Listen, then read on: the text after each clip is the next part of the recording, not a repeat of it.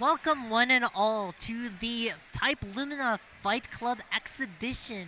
This is your host Akimi, as well as we also have Kerbo right here. How you doing, Kerbo? Hello, I'm Gerbo. I'm doing pretty good. I've been having a great time here at the final Climax of Night. It's been exciting, been playing a lot of games, been having a lot of fun, and now we are here for this wonderful, wonderful Melty Blood Type Lumina exhibition featuring some of the strongest, the most prevalent, and some of the most active players across the world, not even just like NA or anything. Maybe even the most notorious of players.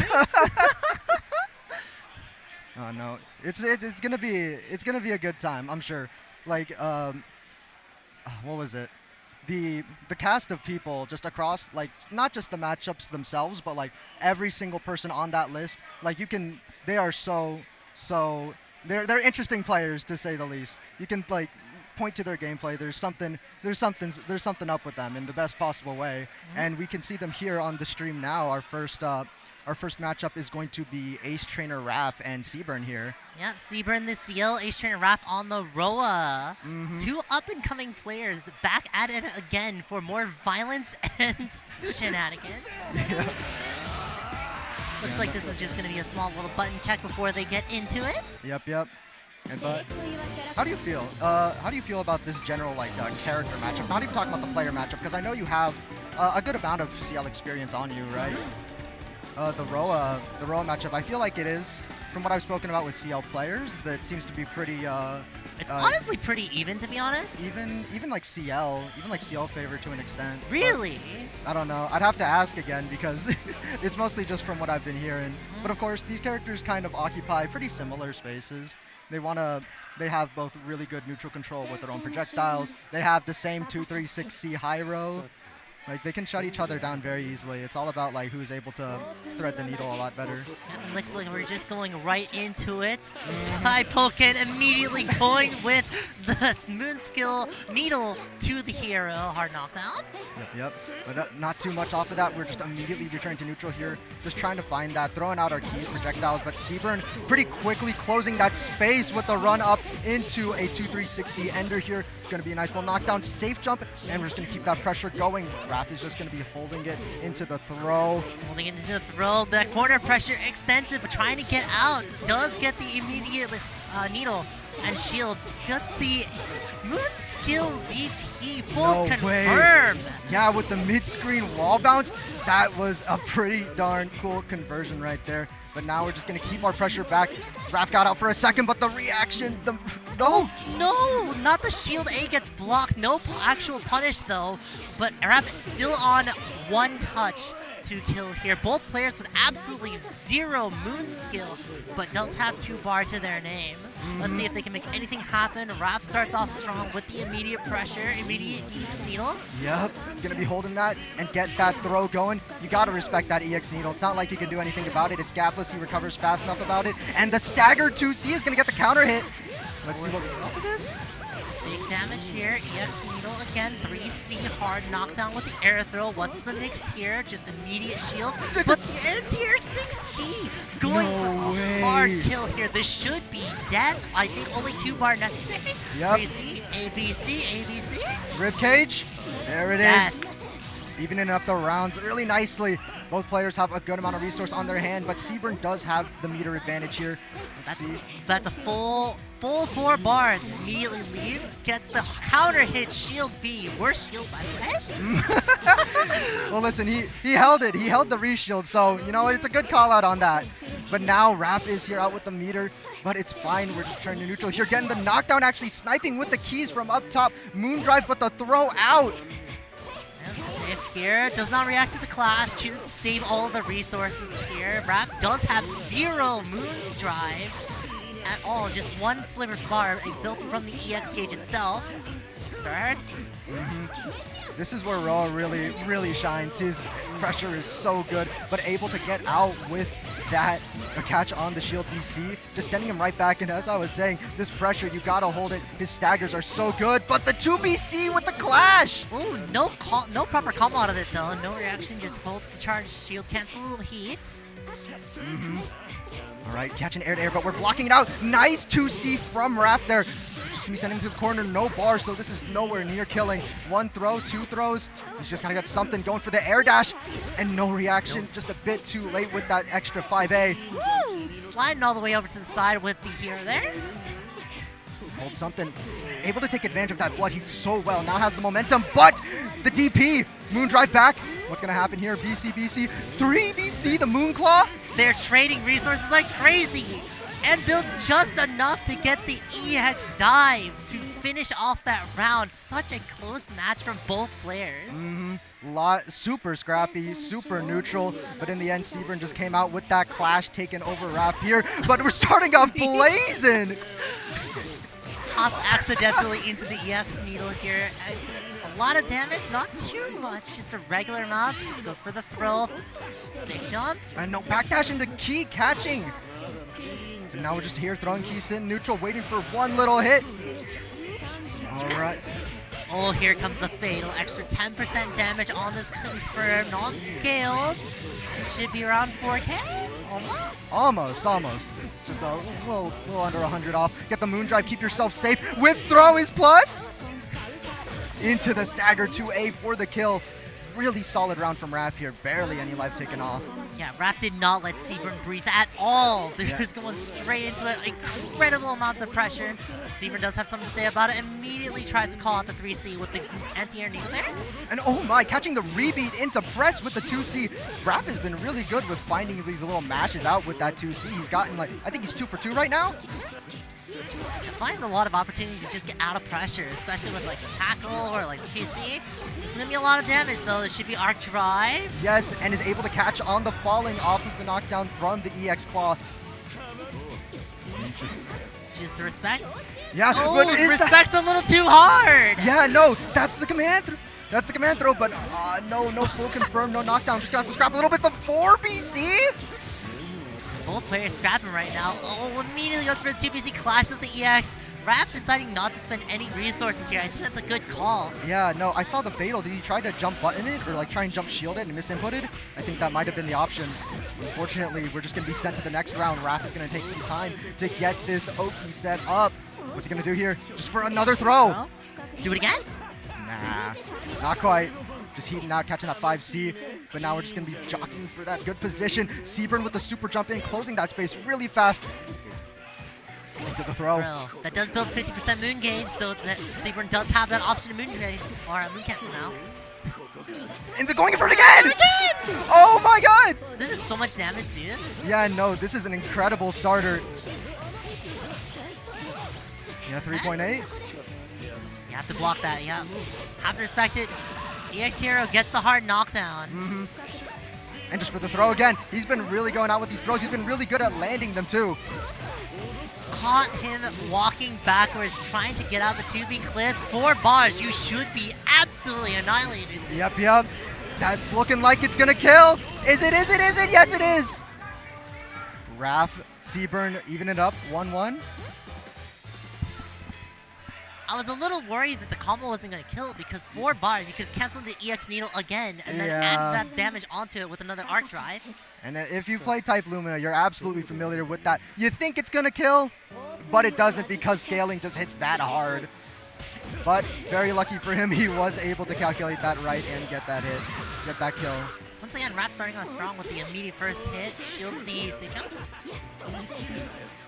Oh no, the jump catching it into the 6BC, getting a full conversion off this. I think we're just going to be getting a safe jump here. No, for the meaty low instead. Right? Oh, drops the combo though, immediately gets out. Raph, however, still on the back foot, never mind. No, catching that no cancel 3C with the 2B. Moon driving out, just making sure that he doesn't get hit by these keys. Closing the distance. Excuse me?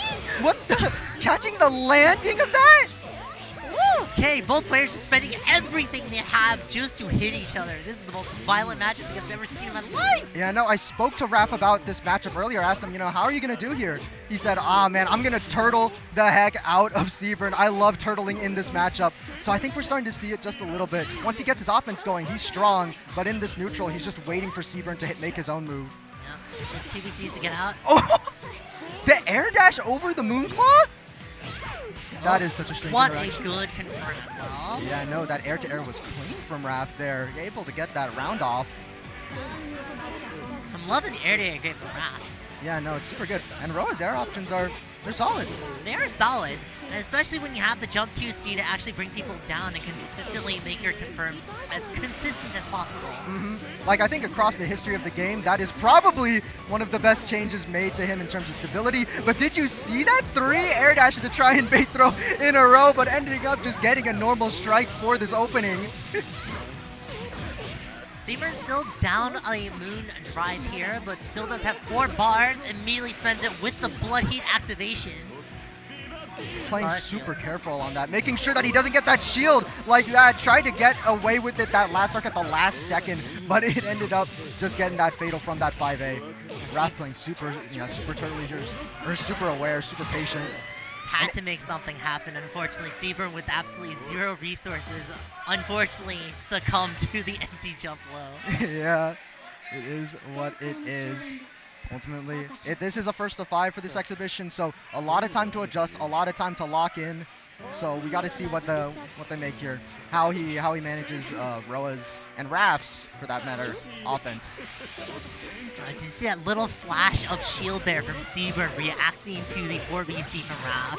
Yeah, no, but just slightly out of range for it to hit.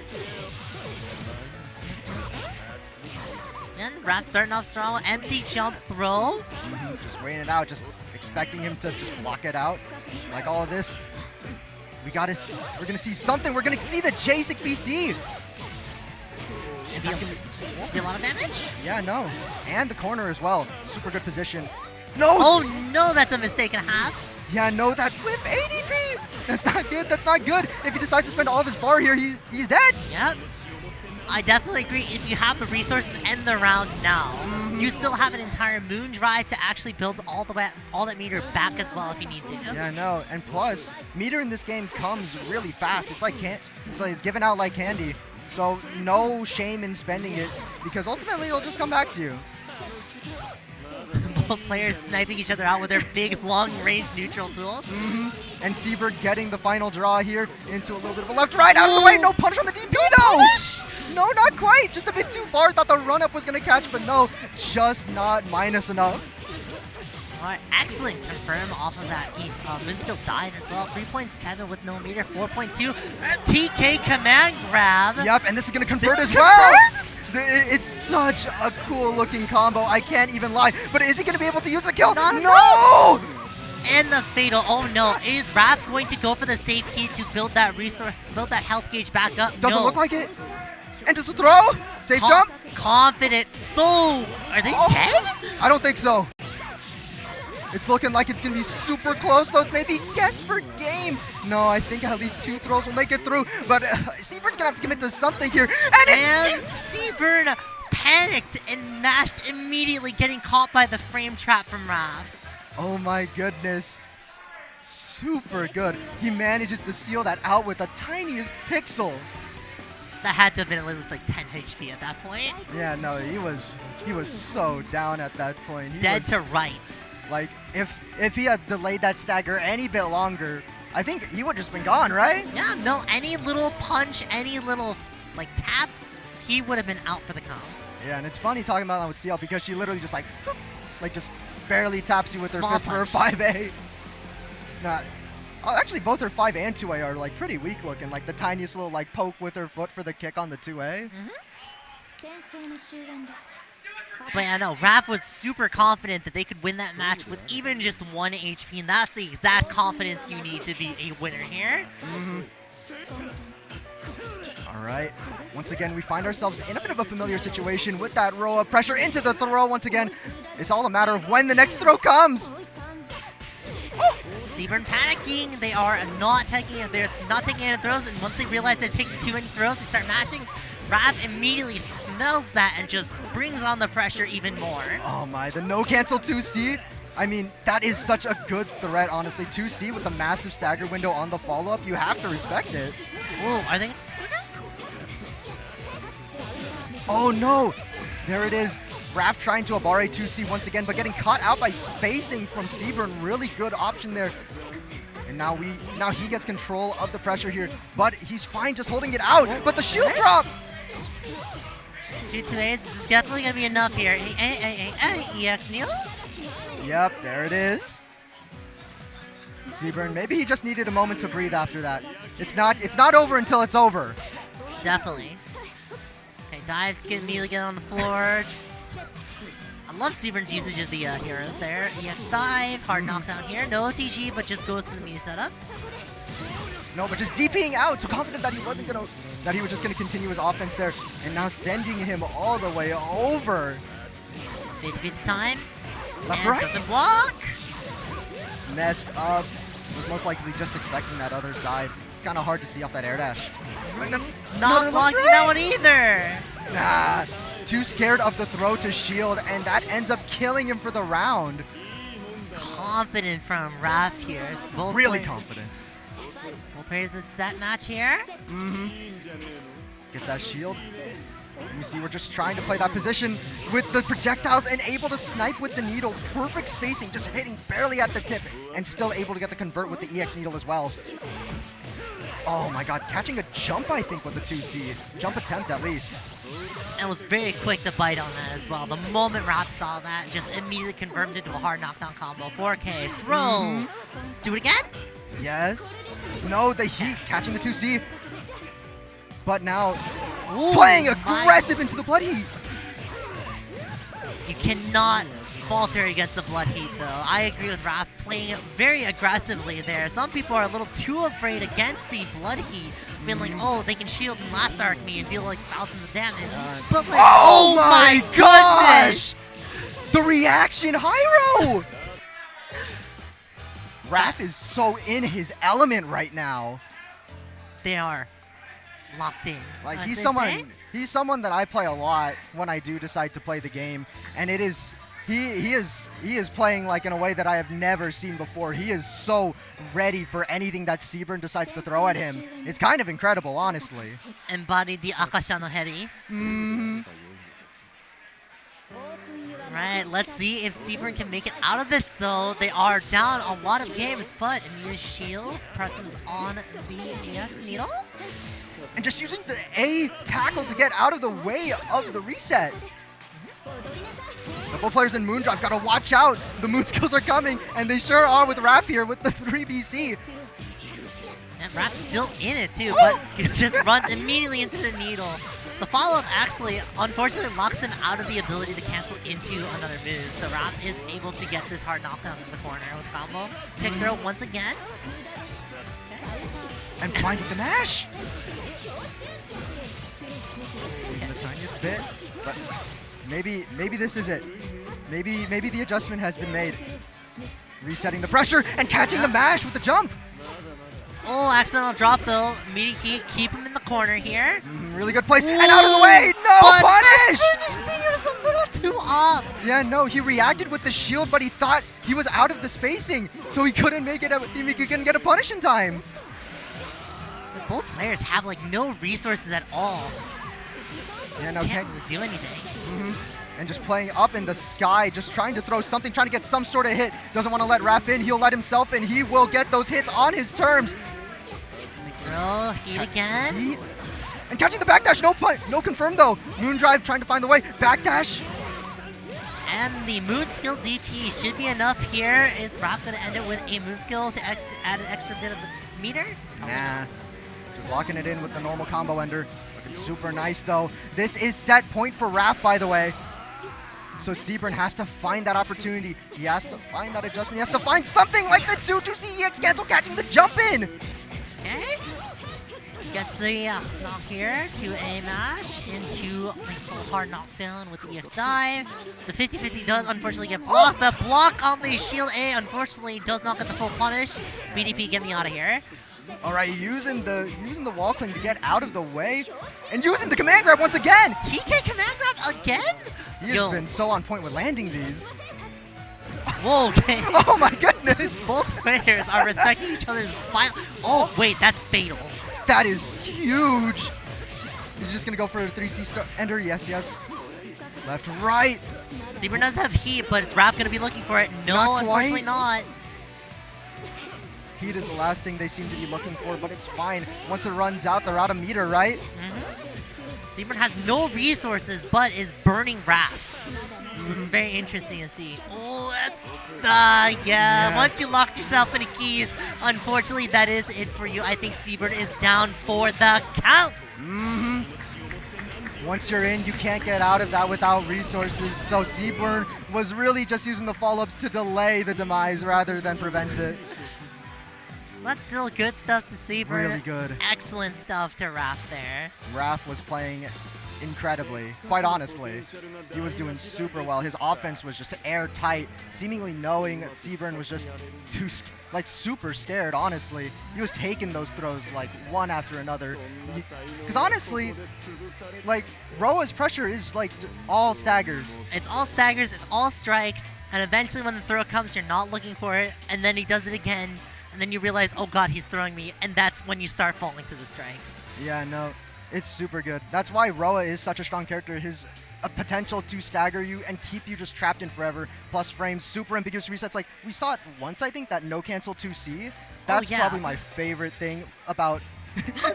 not Roa 2C, it's like really it's minus enough, but you can delay the follow-up so much that it just enforces that. It lets you get the throw. He has so many options to keep himself in, keep you shut down. It's like the peak of Melty Blood offense, I would say. That's the thing with Melty Blood offense, is the fact that staggers are so big that you're just so afraid of literally everything. And once you start taking enough throws, people get too scared, and that's when they start mashing, only to realize they just fall into a stagger button to your death. Yeah, that's just the nature of the game. That's why Shield exists. That you got to do something about it. But of course, I won't do it. Anyways, hold up. All right. There we go. That's looking good. Who do we have next, actually? Looks like up there, it looks like it's going to be Scrot versus Yushimi? Yeah, no, it's looking like it. I actually can't see Scrot over there. I do see Scrot over there, is the thing. Oh yeah, it is. Yeah, there you go. No, I just couldn't see it all that well. There's the production. The production equipment's kind of obstructing my view just a little bit. But yeah, no, this is going to be a very, very interesting matchup. Because ultimately, the lore of this exhibition is that this matchup was actually supposed to be Shinoa.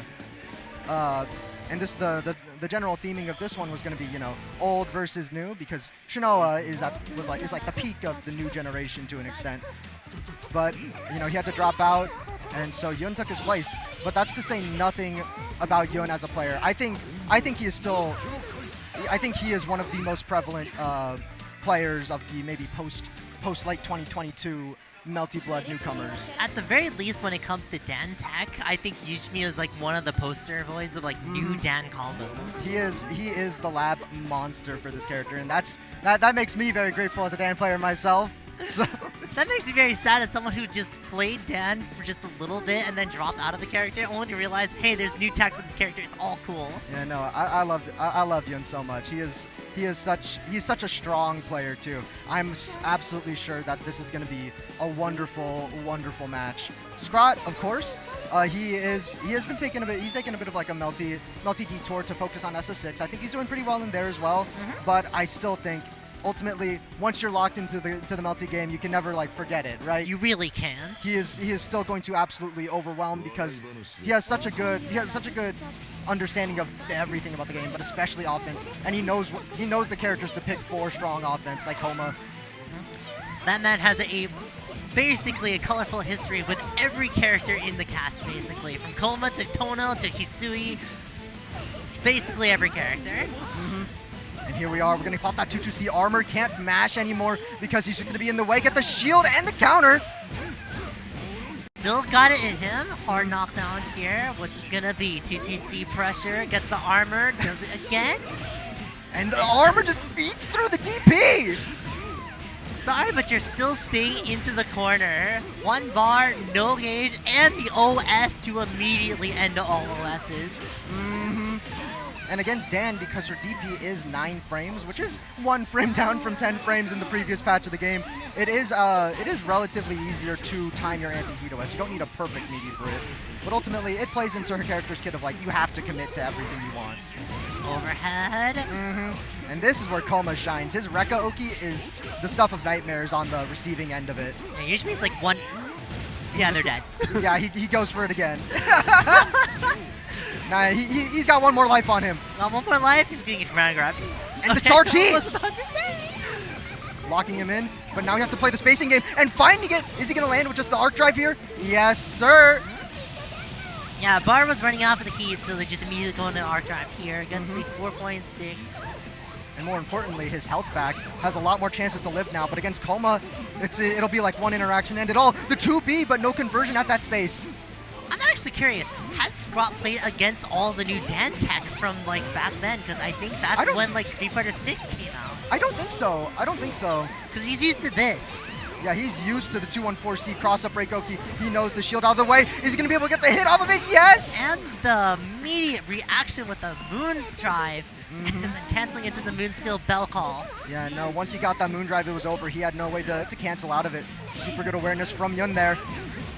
But Yun has no resources. Scrot with an entire 4 bars. Into the corner as well. This is rough. You just got to guess here. Guess wrong. Yeah, no. Got one more life. Seemingly tried to fuzzy mash or something, but we are back in the blender once again. 1-2. And just holding that low shield. Catching with the B, waiting it out, expecting like some sort of reaction from him. And the 6C catching the Moon Rekka. Are we gonna see a steamroll into Oki here? Oh my goodness, no. The corner steal! 50-50 time, which way? Oh, left, right! No OS on the safe jump though. What an anti-air 5A reaction into 5C for a full confirm. Scrot still got it. He has it in him still. And Koma's 5A is so high hitting. It's such a good anti-air too. The classic of Melty Boy 5As. Honestly, Koma's anti-air suite is just so good all around. He's got that 2B2. It's got head invul. And converting off of the DP as well, using that 2-2A, gets the air throw. And oh no, catching with the mid, expecting him just to block out the safe jump or whatever. Nah, the most confident stand shield too. 5A, just going for the classic left-right. This is like the Koma left-right to learn if you're new to the character. Just trying to hit the anti-air, keeping that space. But no, the backdash is gonna get caught! And once again, we enter the evil Koma Kishima Rekka dungeon. No, going for the Oki instead. The armor and the punish! Doesn't even use the armor to block through the DP. He actually just straight up eats it. He just blocked it. Just blocked it. Listen, it's good habit to have. You're not always going to have armor now. It's true. If you're not blocking and you get hit by an EX-DP instead, that armor is getting broken one way or another. And yet, Yun here just trying to keep his space, but Scrot has been so good at just closing that distance with the stuff like the Moon Rekka. Finding that perfect opportunity to just go through the bells, waiting for Yun to commit to something that wasn't detonating them. Yeah, has no resource to BC, so unfortunately has to let that go. Well, now he does. And oh, the multi-hit's hitting through. Catching out of the armor. 2C does not full confirm here. Does get the heat off. Is this a block? Almost. No. Okay, this should be... Oh no, no arc drive. Running out of the way, 2B, head invul. And trying to use 2B as or JB as a jump in on Dan is super, super risky. That does hit a little bit high. It does hit both sides, but it does hit high. And just catching on the shield drop with the 2A, giving Scrot that second game. He still has it. He still has it, but those are not very convincing wins. Yeah, no, Yun is getting good hits here and there, but Koma's offense is just so strong. And Scrot has such a good idea of how to wield it that it's really hard for Yun to compete at times. Okay. Actually ran out of Moondrive at the exact point. Oh, blocking the shield A? Really good. It could be one good hit here on the Oki will be enough for Yun to get the kill here. And just shielding the DP on reaction. Yes, keep the combo simple. And no doesn't even meter need needed. Just doesn't need it. With a perfect, usually answering loud and proud. Yeah, Scrot with no Moondrive at all, except for like one sliver bar that he just built up from charging. And another one coming in from the shield too. He's gonna he is so content with just building that resource with the shield, shielding the projectile so he can get that moon, and just going in when he wants. It's his terms. Because ultimately, when he does get in, it's super hard to deal with, as we've seen. Wow, what a confident stand shield as well. Drops the combo. Oh ADP? my goodness! The ADP is hidden. OTG. God, that route is so sick. It's so cool. It is so cool, but it's so hard too. All right, using that 2 BC to keep him trapped. And so fine, just shielding back against that BC, giving him this opening here. Yeah, Scott was definitely not looking for the IAD jump C. So 50-50 right. time. Just double Both moon players drive. craving moon drives here. And that's 0, so they were able to just trade 5As like that. Oh my goodness! Whoa, he still had armor? The Wait, armor? oh my god, the Oh my god! combo! Yun taking it in the scramble of a lifetime. They're fighting for his life. Armor hit, drop. Just another hit. Yun finding his way. It's like a miracle almost. That was more scrambling than my breakfast that I had this morning. Was it good? It's pretty good. Yeah, fair Definitely enough. not scrambled. Was it? You know, no, we'll save the breakfast questions for a different time. All right, yeah, we're just charging now. He's sending out a lot of projectiles just trying to catch his approach, but I think he's taking note of the fact that Scrot is shielding out this stuff for resource, so I think he's going to be a lot more cautious of that as it goes. But confident with the catching him as he approaches with the 5B. It's going to be a nice little conversion as well. Not quite getting Accidentally doesn't get the 50-50 setup. Does go for the side switch into the 2A. This should be the 50-50 time. Oh, wow. Just going for air throw. And blocking it out. Safe jump. ADP starter in the corner. Is this going to be enough? Will the DP ender do it? Yes. Yo-I. Imagine telling that to one of the strongest characters in the game. God damn. It's all about just having that grasp. Because ultimately, I label Yun as one of the strongest of like the newer generation for a reason. He's really good. He's really good. Got the crowd chanting too. And oh, the stagger 5C catching a jump, I'm pretty sure there. No, the drop! And the heat just keeping him locked in the corner. That was such a risky 3BC there. Stuffing the momentum with the air throw, and the ADP is going to catch 3 hits. Going to be a little less damage than normal, but it's still going to keep him locked in that situation. But no, the 236C, and just going into the 214C. Correction. 50-50 time again. DP, get me out of here. Just blocking it out, backdashing out of the way. Really good use of your mid screen, and the moon skills trading too. Both players out of the crowd. And yeah, Scrot just getting those shields in, waiting for that, getting that resource and using that BC. He still has access to a moon skill or two. He's going to be able to lock him down with this? No, not quite. Too much recovery. And the 2-2C, you're just going to deal with it. Find your way out. He did. But is he going to be able to take advantage of this? Not quite. Woo! Okay. We are back here. We are scrambling for our life here, but no. No moon drive to get out of that position though. Has to eat this combo. 50-50 time. And unfortunately, Scrot goes for the air dash. The classic Melty mix.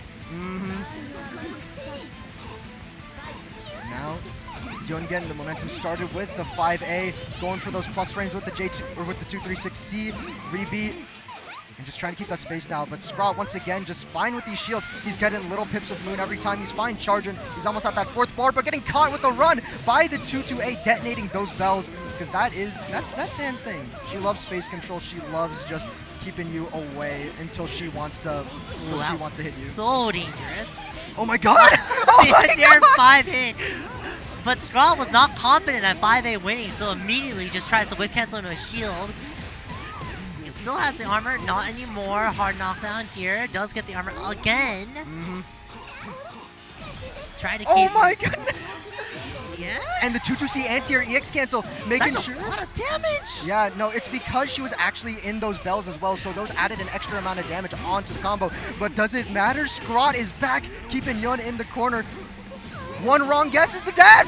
Oh! And so confident with that EXDP getting out of the corner, knowing that Scott Vermillion was just going to press the button. He was going to commit. And making sure that you are able to not get heat OS by using the EXDP just a little bit faster, but makes timing that OS just a little bit harder. That 6C does not get the whiff punish though, trying to leave the corner, but cannot. Moon skill starter. This is going to be a lot of damage. Confident from Scott here. Just Moon Drive and continuing that 2A, just forcing Yun to block it, wanting to run him out of the Moon Drive and keeping him locked in. Yun was able to actually get that DP, but not quite yet. Not quite his opportunity out, but now it seems to be. I was about to say, I think Yun wanted to get out of that heat as soon as possible because he was still in Moon Drive as well, making sure to build both resources. If both of your drives are still being used, you can't build any resources. And we go block the overhead, but get the plus frames with the J236C and the delay command grab, the 214B. Just got to keep him there. Yun, he understands. This character is only gets stronger, like the better you are at the game, because you know his capability of just shutting you out of your escape attempts of his command grabs, which just lets him command grab you. Lead 2.9.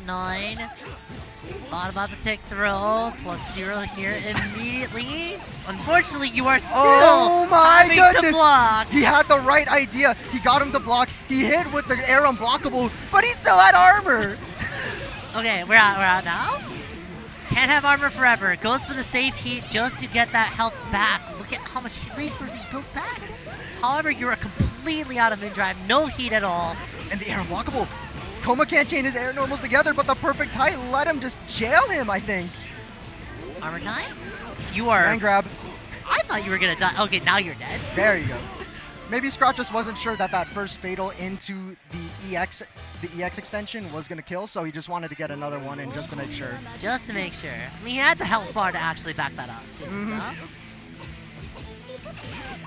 so. 2B Mash. God button from Coma. And knowing Scott, I'm sure it was a 2B AD as well. That is so good on Coma. Whiff canceled into the command grab. All right, using that Moon DP, finding his way out. That's the most important thing, honestly, just getting out of the corner. It doesn't matter how you get your hits as long as you're not having to deal with Coma yourself. And that's one of the benefits of like playing Dan is the fact that her air dash is like one of the fastest dashes in the game. Like she is able to get out so fast, and as you've seen Yun do a little bit throughout this set, air dash into instant air throw, it kind of like lets you shift your momentum a little. It's super fun. This extension is sick, by the way. Yeah, it's super cool. This character with these new patches and all these changes made by Yun, these developments by Yun himself have made the character so sick. Yeah, when you have a character like Dan, you have a lab monster like usually playing this character's development becomes so cool. If every character had a lab monster like that for each character, that would be so sick. It's busy time. Which way is it? All right, going the same side. Oh no! He had the right idea, but no, just a bit too high, that JC. That would have been such a juicy starter if he landed it too, but unfortunately, he's just locked in the Scott Vermillion dimension. Jumping out of the way, but even if he wanted to get a hit, it doesn't matter. Is he gonna run out of armor here? He does. 2A starter. Call does not build enough resources to do anything, so he just ends the combo right there. 2B anti-air.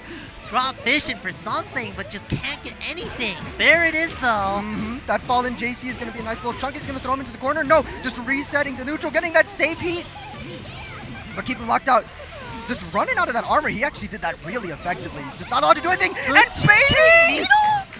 That is such a good option. That is a wonderful option. And this is going to be enough to kill. Use that right ender. No! I don't think that EX needle was going to end, though. Okay, well, run and throw, but definitely throw works. That works. Hey, conditioning.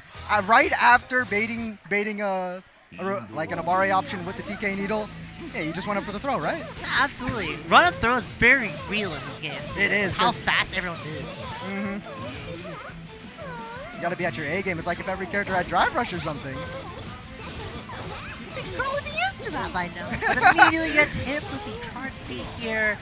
50-50 time with the standard one. Shields, but gets thrown. BD throw. Trying to do a same side safe jump with the JB, but unfortunately. That is an unfortunate drop. Yeah, even more unfortunate.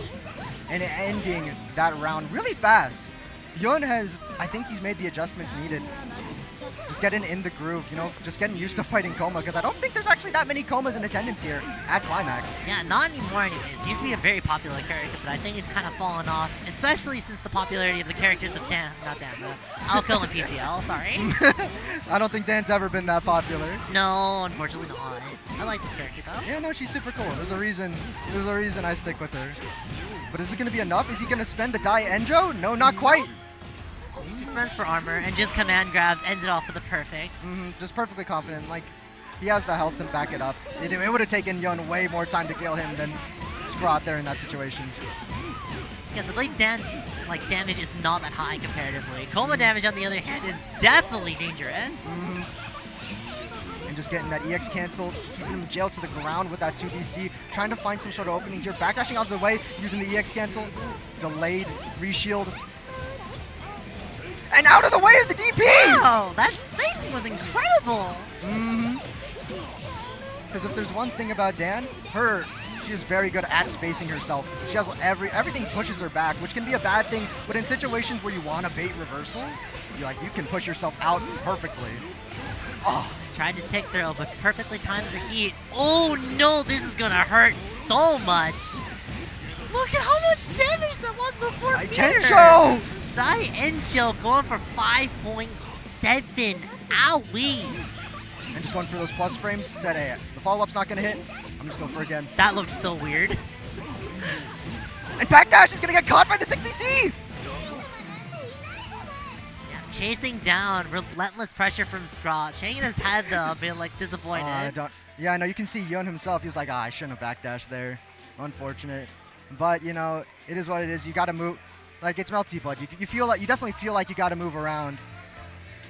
And against Coma too, you want to move yourself out of the way of him. He's so scary, and as the token grappler of the character, you are afraid of just getting grabbed or just being in the corner here. Speaking of fatal counter, full confirm. Look at how much damage he does without any single resource. 4.3. Oh my god! No conversion off that he could have gotten. It would have been so sick! JB into air throw. And just popping that, getting the armor, and forcing his way through. Delay reshield.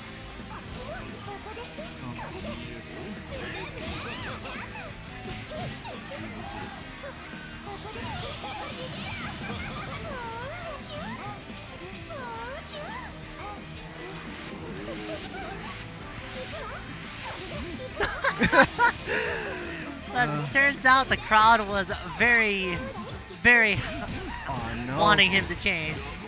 No, but he's committed. He's committed. I like to think part of it is for my sake, because he's my Dan bro. He's my Dan bro. I can't even lie. But Scrot here at set point now. I think when you're in too deep like this, you probably shouldn't switch character. You're 7 games in. You cannot switch characters, especially if it's going this evenly or this well. It's ultimately just a really big momentum thing. Scrot is able to keep momentum so nicely, just because of the nature of this character and just of the nature of the player as well. Just using all that heat to keep him out, and the 2BC still able to find the conversion off of that whip 6C, just keeping him in stasis for so long. Jailing out with the 2-2s. Oh, the BC jump C though. In the corner, having no resources. He's completely locked out of options. It's scary. No, trying to press, but he was still in armor. He still had armor. It's looking like, yes, a fatal into an extension maybe. Watch out. Watch out, Yun. Delaying the inevitable, but no, the drop. Oh my goodness. The 2B sharking is too real. Scrot just mashing the 2B, waiting for Yushmi to just fall into it. Oh no. Scrot also laughing off. Just incredible. Yun has been getting absolutely destroyed. He lost some pretty critical interactions because that J charge C, it whiffed. It happened more than once. It happened twice. That was insane. He had the right read there, but unfortunately his double jump, I'm pretty sure, it just put him way, way too high. He had the right read. He read the grab. Unfortunately, it wasn't enough. You just get sharked by 2Bs over and over again until you just succumb to the fact that your fate is sealed. But you know, he still did incredible. That set was so Absolutely close. not many players can take matches or even just games off of Scrod. Yeah, no, even rounds can be hard. Rounds, yeah. Rounds. No, I think, like we said here at the beginning, it was originally Shinoa, but Yun still fits the place of the theming of this particular match. New, old gen. Yun is, I've been saying it a few times over the set, Yun is an incredible player. He did really, really well against Scrod. And Scrod, like, he's been focusing on other things, but he's still at the top of his game here. I expect both of them to go super far in bracket. Fundamentals do not leave you in this game, that's for sure. It's super nice. It's super nice. And you know, funny thing, I told you about this before we started, but Scrod, on the announcement tweet for this event, he said, Yun is probably looking for revenge from CEO Taku. That's right, he didn't show up to CEO Taku. Yeah, Yun didn't go to CEO Taku, but he thought that it was me because we're both Dan players. But you know, honestly, given those results, I think justice was served either way. He did really well. I was a big fan of that match. It was super fun to watch. It is one of those things, you know, no matter how absurd Coma can be, no matter how I feel about the matchup, it's stuff like that that makes me really love watching the game. It's so fun. It is so fun. Just glad they're making a custom color up there. Is it Moai right now? I think. I see It is Roa. Moai. Yeah. So I believe our next match is going to be Moai Kikoho. But yeah, the best player of JP versus the best player of NA. That is going to be very, very good. Kikoho, if you've been paying attention to the game's competitive scene, he has been doing super well. He has been winning majors. I believe he won Frosties this year. What else? He won CB against you. Yeah, he beat me at Combo Breaker for first place. Like, he's been doing super well. He's at the top of his game. He plays Warg very, very precisely, I would say. Very precisely and very brutally, I must add. He's a very aggressive Warg player. If you were to compare some from like who off the top of my head, like maybe like Blitzsprite, maybe. Yeah, Blitzsprite. There's not very many Warg players, mainly because like that character is very difficult. Yeah, at least to be like consistent enough with. This is gonna be a button check, looking like it. Yep. Just making sure. Man, this is a very exciting match, especially because, man, when you have two of the best players going at it, oh my goodness. I know, I forgot to go over Moai's accolades, but I think if you've been paying attention, he needs no introduction. EVO 2023 winner for Melty Type Lumina. Not only that. Yeah. Oh wait, no, he did not win last year's Climax. No. God, knocked out by his own teammate, Shijo, I believe? Yeah, Shijo, I believe, who took the whole thing. So technically, it's like he got second. You just gotta think about it a little bit. you gotta Still one of the best players. Just flip the chessboard, change that perspective up. You know how it goes. And of course, I believe at the EVO Japan side bracket, he also won in a pretty dominating fashion. If I recall correctly, though, it has been a nice little bit since that one. But we will see. I think Moai also plays a very. I like to describe him as like when you watch him, he's like textbook Roa. He plays very surgical, but he also plays very free. Not just textbook, but like college level. This is what you study to get like a master's in right. Roology. Roology. We'll see how it goes. I think it'll be very, very interesting to see how they balance like each other's offense and their defense. Because you watch both of them and you think, man, how do you get out of this? And then you play them. It's how you get out of that. What's up, man? But we will be starting our match right now here. Yep, Kikoho versus Moai. Let us begin. They're going to the school grounds instead of being like the final boss area of like the Magician's Night EX. No, when you think about it, this is the final boss place because this is where Roa lives. Fair enough. Wow, we are looking for those little hit. Got those plus frames, but the 171 AD? Trying to OS here? But catching the landing on that a bit this time. Yeah, does have to trade moon drives here. Does get to eat the 2-5 A's. The damage is not going to be substantial, but it is still going to build a lot of resource for Moai. Hit that M low. Oh my goodness. Kiko giving a lot of respect to Moai there. Going for the stand shield instead of the low shield. Getting hit by the MT2A.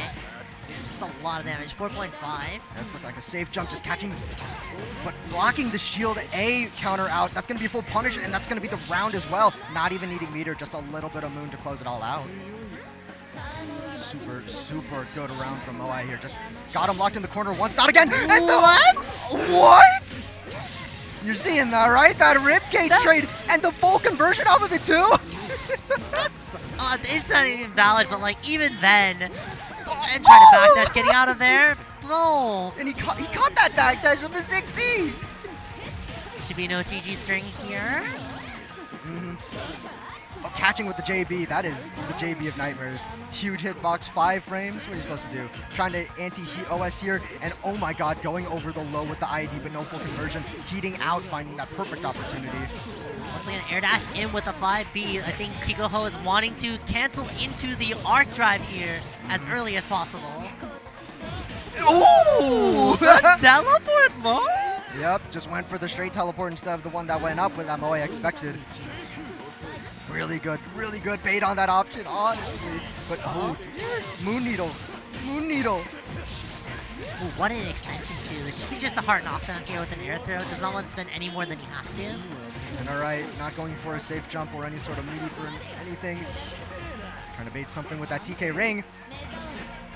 And Kiko just playing here, trying to find his space out here in the corner, up or down. But the Moon teleport is going to get him out and get the throw. Combo throw too, because it's Red Arcuid. That's a lot of meter gain as well. Alright, we're getting our staggers here. Find those plus frames with the pillar as well. Rings. Still plus. Oh my god. Delay shield A. Not the most damage, but still gets a hard knockdown in the corner. Builds 1 bar of Moon Drive. And catching the shield drop. Will this be enough? I do not think so. We're going to build that second bar, but it's still a lot of health down, but anything will hit here. Ooh. Even a throw. Even like Warp's throw, combo throw, soft knockdown, will still kill. But will he be able to get it? That's the question right now. Moai finding his way with that tackle. Is Moai going to go for like a safe heat? Yeah, I was about to say a safe heat seems like an option because look at how much health he is getting back right now. And keeping him locked in, locked down. Look at all that health he just got back by making Kikoho block it all out. The air-to-air immediate moon skill rib cage here. Hard knockdown with the EX or the BDP. Oh my god. Kikoho calling out the tick throw with an immediate match of his own, but there's only 14 seconds left. Do they have enough damage? Do they have enough meter to make anything happen? No, the overhead! Overhead! Oh my. All the way at the end, that overhead coming in clutch, clonking Moai in the noggin. You had so many things to look for in that last second. Like anything could have killed, anything could have just ran that timer out, could have caused Kiko to run away. So the overhead, probably on the last, like at the bottom of his list of priorities for things to look for, honestly. Yeah, mostly trying to, especially if the last 10 seconds. Usually you're looking for just like keep locked down or just like a slow shield cancel heat. But the overhead? Ooh. That is such a good reaction from Moai.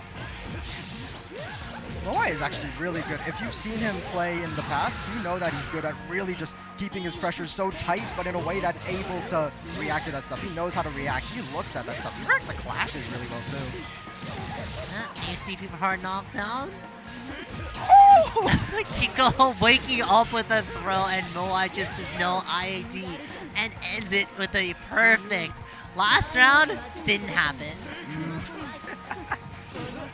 And just get that throw, soft knockdown, but some to the corner. And oh dear, tried to go for his FGC, maybe tried to convert off of that weird hit. Well, you see how Kiko actually was playing that first round though? Like, hold on a second, this guy is playing so violent. And he's going for murder here, using the moon drive to build all that extra meter. Does he want to wear out that heat? Yes, sir. Yes, he is. A lot of damage. Heat is gone now. Lets Moai kind of mash out the corner. Tries to bait out the throw tech with the 6C. And catching, I think that was a fuzzy, catching it with a little bit of a staggered 5A there. Managing to send him out of one corner into the other. Perfect timing from Moai here. Just keeping that stagger and the backdash. Is that? No, that's not going to be dead. He's not going to build enough resource here. Or the damage for that matter, but it's going to be a lot. into one more. You're guessing for your life here. And oh dear, the double shield was most likely expecting him to... There was so much in the dynamic because you could just... Lands exactly right next to Rolo, right after the eject button. Yeah, that was... You know, that interaction with the shield there, like there's so many layers to it. Because you could easily just expect him like a 6 BC or something, but both just went for shield. Super nice stuff there. Hard knockdown, EX rings. And just a throw. Throwing him out. You knew it was fake? Triple overhead? That's the Roa's specialty. Into another knockdown. Safe jump here. But the empty low is going to catch the high shield. Double TK? Oh my, the ribcage just keep ripping and ripping. Yeah, especially when you cancel into Moonskill ribcage. That's a lot of meter built up. And yeah, catching... Oh dear. Actually blocking the overhead out this time. Yeah, well, I was ready for it this time here. Finally use that last bit of heat, immediately go into the arc drop. Not going to be as much damage due to the timing there. And just using that moon drive trade, that zero situation to get the heat. Could not commit to anything too much. And just using all of that little bit of heat to push Kiko into the corner. Triple overhead again! And even if Kiko wants to get out here, look at all that health that he got back. He's stacked. And we're just staggering here. Is he going to use those resources? Expecting a moon skill or something with that shield. Trying to call something out, but Kiko just waiting it out and getting his opportunity back. Now Moai is actually in a really bad situation with no resources here, too. Oh, wow. Oh my god! That air-to-air almost ended Kiko's life right there. So scary. EX Needle trying to finish it off here. Moai putting Kiko in the corner with all the stagger pressure. Whips the first hit of the B Needle and goes in the follow-up immediately, putting it all on the line. And ends the round in his favor. But now he's going in pretty broke on resources, but I'm sure he'll get it back. Yep, with the tiny bit of charge. Now we're just waiting here, hitting the Moon Needle and getting the full combo as he falls from the wall. That is some excellent positional awareness as well, because any other position you would not get that pick up there, but realizing that Kiko is too close to the corner does get the immediate VC moon skill and follows up without resource. All right, forcing those plus frames with the pillar into teleport, clipping him just a little bit, but no conversion. But no, Moai finding his way out. Both these characters, you know, I didn't notice this until just now. Like, they both have such good just moon skill burst options to escape. That's an incredible spacing trap as well. Spaced it just far enough for 2A to not hit. And Whiff punishes it. Kiko only has one bar in his name, though. Immediate 5A mash. Get me out of here. That is a fuzzy match if I've ever seen one. But he still has a massive mountain to climb in terms of resources and rounds. He's going to take another round after this one. So he's got to be really aware of his resources to make sure that he can get what he wants. And the DP hits at the tip! No way. Yeah. No way. Oh, no. Didn't have enough resource to cancel into Moon Drive, so he has to eat the jump in, jump C. Unfortunate that he didn't have enough. Moai's having the time of his life. You see him right now? Absolutely. You know, like I was like stressed out. I was like, oh god, what do I do about this guy? Boryoku-sensei? I'm trying to make something. Oh my goodness, but the jump shield to call out that bait option. We're air dashing here. Huh? And the air throw too. Throw? Oh no. Actually getting that hit confirmed too. Oh my goodness. That combo awareness is pristine. And the left right here, calling it out with the throw on the moon drive. Trying to heat OS. Huh? Nothing too much here, but an OTG to escort him into the corner. And just wake up 6BC! He was still in moon drive, so it still clashed, but man, what an option! Oh, anti-air. Yeah, I was about to say that is the standard classic Wark unblockable setup from air to air. Like, all of her tools make that so good. Like her, I talked about 5B? the JV. Yeah, the JV at the start. I talked about 5 frames, 2 hits, massive hitbox. So if you are even in the same airspace as her, like you are likely going to just eat an unblockable. You have to commit to something. Well, again, what an air-to-air confirmed by Moai there. And that's the Roa jump 2C actually coming in clutch because that is one of his best combo stabilizers against air-to-airs.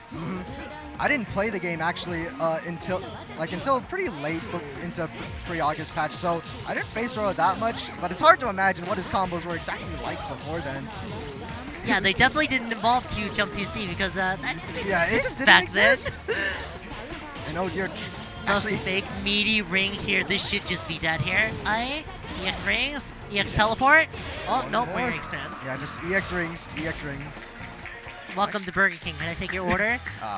Let me get rings. Let me get onion rings. More onion rings. How about 5 orders of onion rings? All right, there they are again. And the trades on the BC and catching the landing. That micro dash under that BC jump C was so good by Moai, catching Kikoho. Now we're just back here. Safe jump. Trying to bait a throw, trying to bait something. No, but leaving the stagger windows too wide open, allowing Kikoho to get out with that 2A. And this is going to be a nice little combo for him too. That extension was a little interesting because that moves Kikoho out of range for Moondrive. Yeah, but ultimately, that's work, right? You kind of want to... She uses her moon... Even prior to the moon skill changes in the patch, she always used them, right? Left, right. And oh, dear. Couldn't hold it. Just ran out of moon there. Was not able to. But oh, he wasn't able to hold it again either. OTG here. This should be dead here if he does spend. Doesn't even need it. Didn't have to. Really good from Kikoho there. Just taking full control of the situation. JC just holding him to block it. And the counter hit. And the counter hit. It's not going to be as much damage because shield B starters are not that strong. But that is still a sizable amount of damage for a shield B hit. More importantly, you still get Oki. Oh no, that's fatal. Yeah, this is gonna be a lot. Like even before we use our EX here, it's looking like 3.8. How much is it gonna be post? 4.4.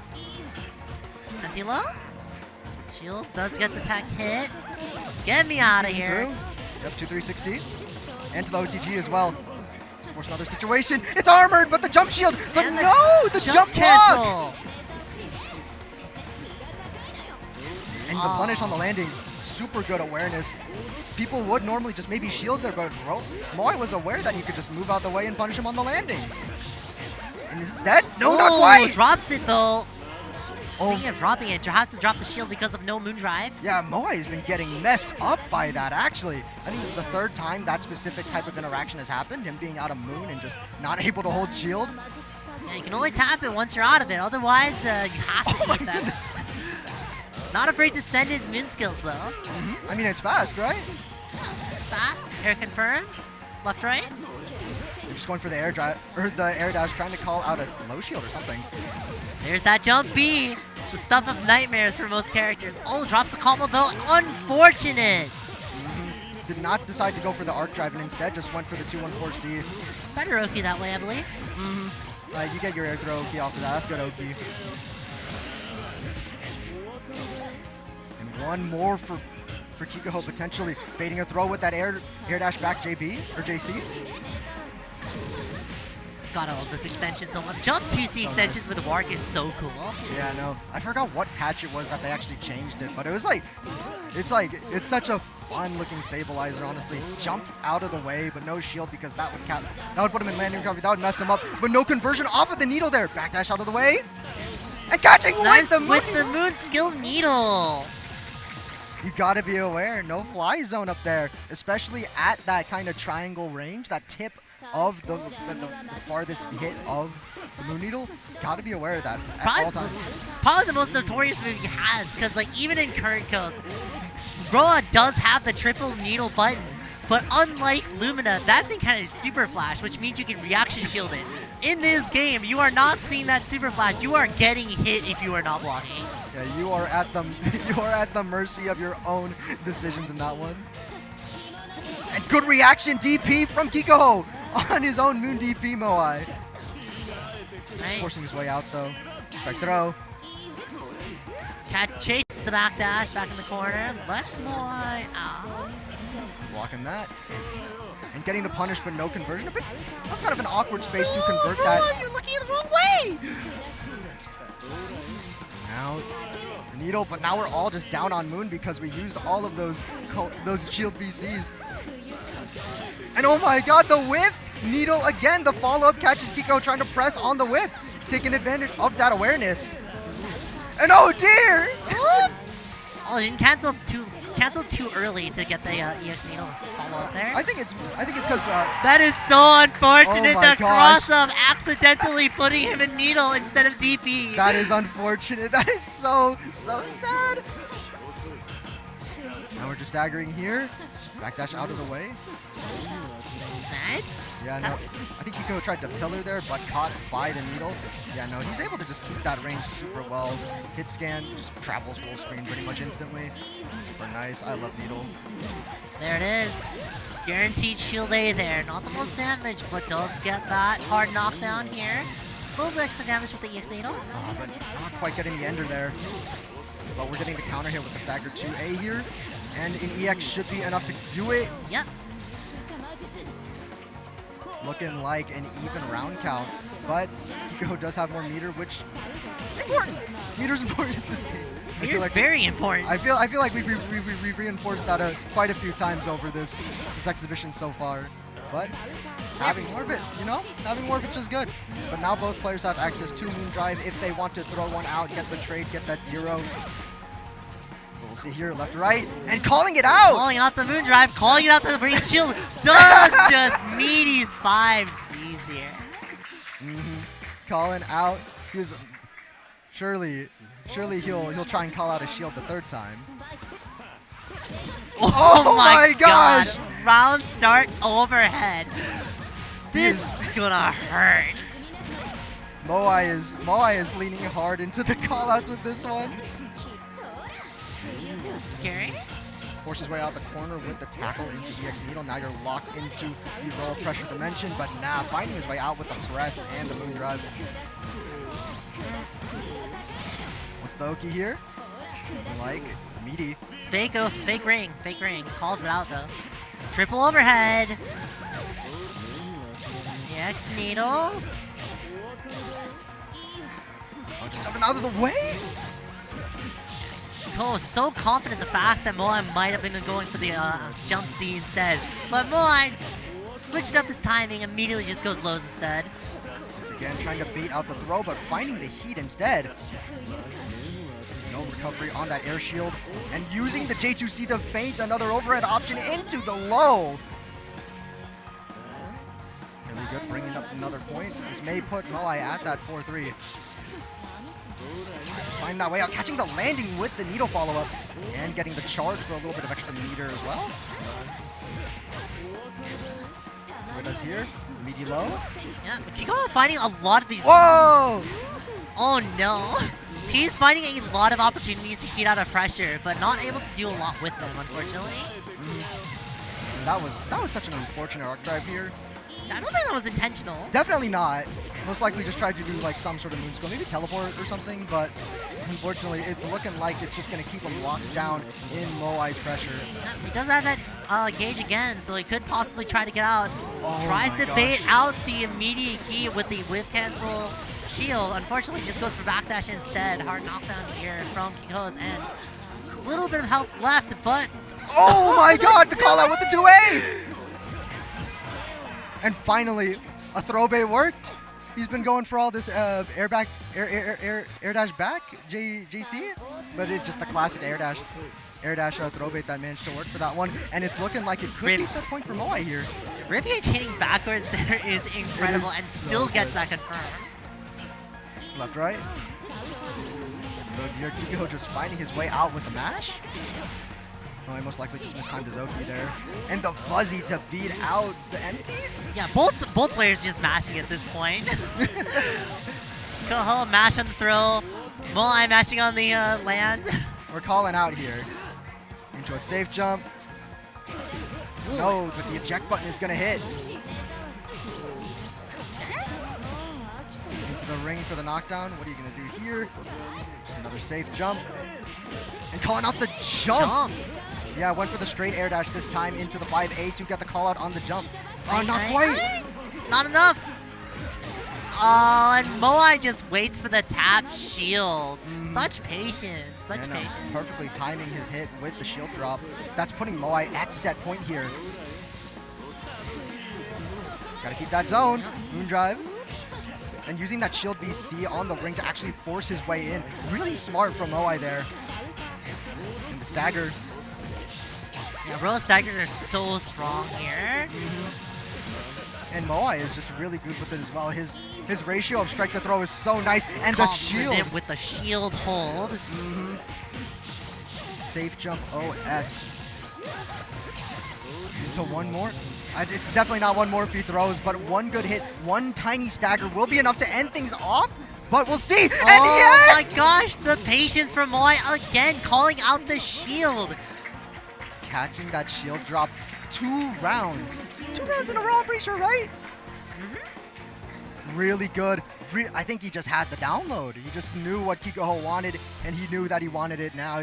It was so tense. You had to do something. He was at set point there, and you Roa. We talked about Roa already. We've seen him a little bit, but he's a character that forces you to take initiative. That forces you to kind of roll your options just a little bit, just due to how the offense in this game works and how the defense in this game works. You have to commit to something at some point, because otherwise he's just going to strike throw you to death. Yeah. And Moai, like I said at the beginning of this, he's surgical with it. He is so precise with how he wants to run his offense. Although something I've noticed is that we actually haven't seen that many heat catches, like guard cancel heat catches. Yeah, a lot of people have been actually timing their heats to the point where a lot of players are just not able to catch those guard cancel heats. Yeah, Kikoho was actually doing it a lot on Moai's 5C, which is the double hitting kicks. So that is like an example of opportunity where that's just a free heat if you are able to call it out. But we'll see. I also don't during Scrot Yun as well. We didn't see that many heat catches. But what's up right now? It's looking like it's going to be JCOM versus Zarbox. This is going to be a very, very interesting set. This is going to be the all-American Globetrotter. He's made his way around for NA stuff. He took a trip to Europe for Outplayed. Yep. And he's made his way to Japan for Evo Japan, right? Yep, Evo Japan, and I believe Kansai Gaming Party back in 2024. That was right before the patch, too. Made top 8 at that event. Made top 4 at Outplayed. JCOM is genuinely one of the most impressive players we've ever seen in Type Lumina, and I feel like it can get kind of obscured. Like, he travels around to almost every offline I've ever seen him at, and he does well. Even just he'll just show up again because he doesn't play as often anymore. Yeah. But he'll just show up. Like TNS back in May this year, he just came to the online event, got 3rd place. Like, who does that? He's a very genuinely impressive player, and yeah. If you've ever heard him talk, you know how he is about his tournament mentality. He is so confident in himself. It gives him so much of a boost where people would be notably kind of nervous, or at least not maybe not at their peak. But JCOM has seen even if he is nervous, he manages to mask it so well. It plays so well into how he plays as well. He's just consistent. He knows how to play in brackets super well. All right, looks like we're getting into it here. So you want to know why we have this matchup on the docket? Why? What's up? Okay, so JCOM, as we said, very good player, very strong player. Playing Mario, which in North America is a very present character, and in Japan, they don't really like this character that much. They think he's really good.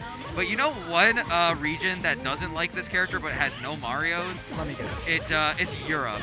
So when JCOM went to Outplayed, he managed to place 4th. He was also inspiring in some part Magic Rider to play Mario, and Mario was now becoming a demon. And the issue is, Europe is also a CL region. There are 4 CLs at the very least I can name off the top of my head, and they don't know how to play the matchup. So the main game plan here is JCOM is a fundamentally super soldier player.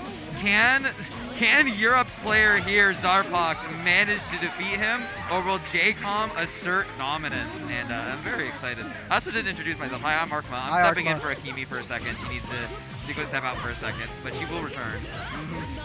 But yeah, no, just a super strong round. You notice that while you're talking, you just got a whole round off of him. Yeah, here's the main game plan that a Mario will do. I get my knockdown into Okizeme. J-Com goes for slightly less damaging combos, but he makes up for it in the fact that his Oki is very hard to kind of figure around. Less in the complexity and more just how he cycles his pressure, how he plays around his opponent. Oh my, dude, a little teabag? I'm gonna assume that was a misinput. I think he was just buffering that 2-2-A. You see that come out? Yep. Oh man, I'm interested to see. I know he's been working on some more setups. Him and fellow Mario player Kirby especially really working on more things to get as much out of this character as possible. And that standing 5A catching the land. That was such an interesting thing right there. Instead of just fuzzying a 5A, he did 5A with rapid B to force him out of the way because that advances. It advances really far. But now we're gonna get our second round starting right here. I do apologize for that. Force those plus frames with that moon skill into EX. But now we're just kind of trying to find that zone. We're trying to throw something out. Zarpox just using his keys to try and get something. Trying to call out a DP with that jump shield on the moon drive. But he's holding strong. Going to be using those keys to eat through the nuns into the left right here. But the 2BC, the parry is just going to eat through on those clash frames.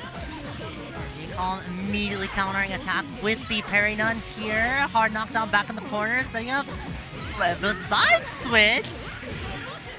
Not quite ready for that one. If you just 2-2B is a big knowledge check on Mario. Like if you hold 2-2B, the swipe nun, the bottom swipe nun, you are going to eat something, whether it be just more offense or something like that. Honestly. You can jump it if you see it, especially on pressure, but it's hard to be ready for it, especially against a player who is just who's so aggressive but so calculated in his game plan like J-Com. Just gonna go for the side switch here. J-Com not respecting the offense here. Immediately mashes out. Makes Zarpox go back in the corner with the EX web. Punch on. No, dear. Mistimed it seems. Going for the 2-1-4-A, but it whiffs through. Maybe there was a setup, but Zarpox was ready to call it out. Weighing out here, just holding that pressure. Getting the jump out into the moon drive, making sure. Blocking, but not too sure about anything that comes after it. Just sending the nun out, but it's gone! The nun is gone! Unfortunately, there are more nuns where that came from. Once again, hard knockdown with the EX web. Chakram set, that's what we usually see here. Alright, just a throw into the charge nun knockdown, but just going for the throw back. We just gotta hold here. Just hold. Into the jump cancel. Trying to go for the 5A. What a confirm! Incredible. And a fatal too. Doesn't even need resources. Bringing all 4 bars into the next round. That was such an awkward confirm too. Mario putting himself in the air from the from the rapid beat. Reaction on the nun here. EX aerial hard knockdown OTG string here. Put in the corner. We're catching the air dash with the EX web. And we're going to get a full combo off of this into Oki once again. It's looking like we're going to get an Axe Nun setup, but the backdash out of the way, super strong option there. And using the B Nun, try and get something, but shield through. Nothing too big. No, quite air confirmed. That J6BC was a bit too low to get confirmed. Will Zarbox be able to get this OTG sending him to the corner here? Yes. But just back out. Moonskill dive, unfortunately, does not have enough bounce for that connection to the 5B. And not quite catching the landing. What was that? Was that a landing air shield? Something like that. Into attempted left to right, but hitting with overhead. Yeah. Looking like Jacob is taking game number 2. Feeling confident, but feeling something. He said, I saw him in the elevator right when I was going up to my room to get something, coming back, and he was in the elevator there. He said, I asked him, how are you gonna do? He said, nah, I got this. He's so confident. I said this when Arkman Jacob's was always confident. Yeah, Let's no, be real here. Yeah, no, I think that's one of his. I said this when Arkman was on mic, but I think that's one of his greatest strengths as a player. In all honesty, he is so confident, and it really shows in his gameplay too. Yeah, that's the thing about confidence. Is like playing against someone who is willing to be that confident is very scary. Playing against someone who is who was wanting to win at any cost, very, very frightening. It's not even someone who wants to. It's not someone who wants to win, honestly. It's someone who knows he will win. Because if you ask him anything about like who's gonna win, who's the best, he's always gonna say me, J-Kong. This is the second time he has whiffed the throw and immediately throws again and has succeeded. Oh That my non goodness! got annihilated, but unfortunately, that's not the main person you should be hitting. Yeah, switching to your own feet is quicker than reloading your nun. And whiff catching the 3C with the nun? Whiff punish in my multi-blood? More likely than you think.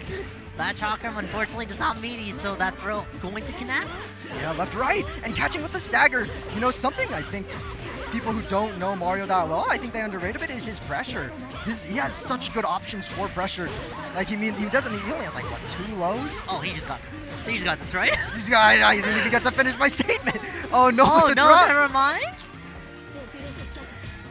Mario's stagger options are so good. And his 5B, it's -2. It's -2. You are not, like, if you're fighting someone, like fighting a Mario that knows how to run offense, that knows how to do pressure, like it's like being trapped in Roa. It's like being trapped against Roa with how much he advances at times. Although, you know, like I said, he only has 2 lows, so. Wait a second, is he getting coaching? Is that legal? Donnie, what are you doing? What is happening? What's going on? What is going on over there? They seem. What is going on? Draft is trying to show something on the camera, but it's not picking up. Not picking up fast enough, at least. Get him off the stage. Get him off the stage. Mano a mano.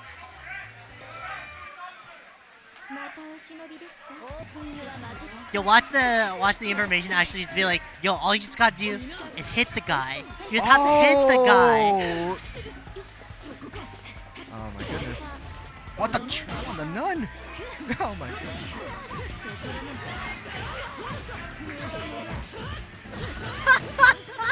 Yeah, Arkma, you're beamed into the feed, right? Are you beamed into the feed, or are you just telling this to us? I guess we'll never know. We'll never know. All right, VOD watchers, let us know. But as we say, this J-Calm is going to be taking his next round here. But no, the fuzzy mash from Zarbox. Going to be forcing him just a bit out, back to mid-screen, trying to get something, but no. The keys phase through the nun and they hit Mario. But in that situation, it's reversed. You want to be hitting the nun. That's the thing with the nun. The nun is very much punchable until she starts attacking, which in that case, that nun is going to phase through literally everything. Yep. Which side? Good blocks? Like Not again. Like the punchability nun chart. I think it's like a bell curve, right? Yeah, it's like a bell curve. You can't punch, very much punchable, and not very punchable at all. Mm-hmm. Clashing against the key toss? That's the first I think I've ever seen that such. Well, you see something new in this game every day, so it's something lovely. And the 2-2-B. Unfortunately, did not confirm properly and quick enough. Oh my gosh! What the side switch with the J2B, the Mario stomp. Zarbox. Yeah, I would be laughing too. I would not understand what I just saw there. What is going on? Vestino is best boy. It may be true. It may just be true. Vestino best character? Maybe, maybe not. Definitely not. Definitely not. Man, I know some people that would absolutely despise you saying that.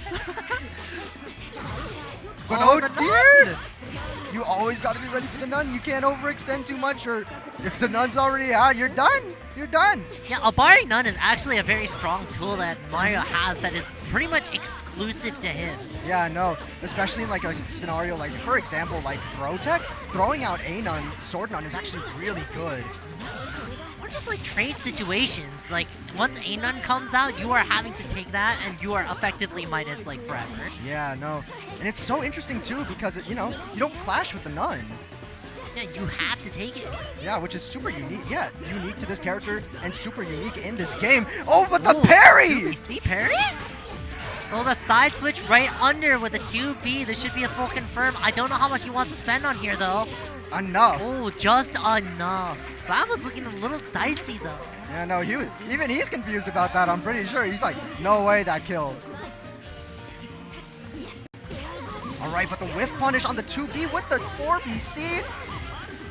That is one of the strengths of Mario, just being able to just delay every single one of his air options with a nun call.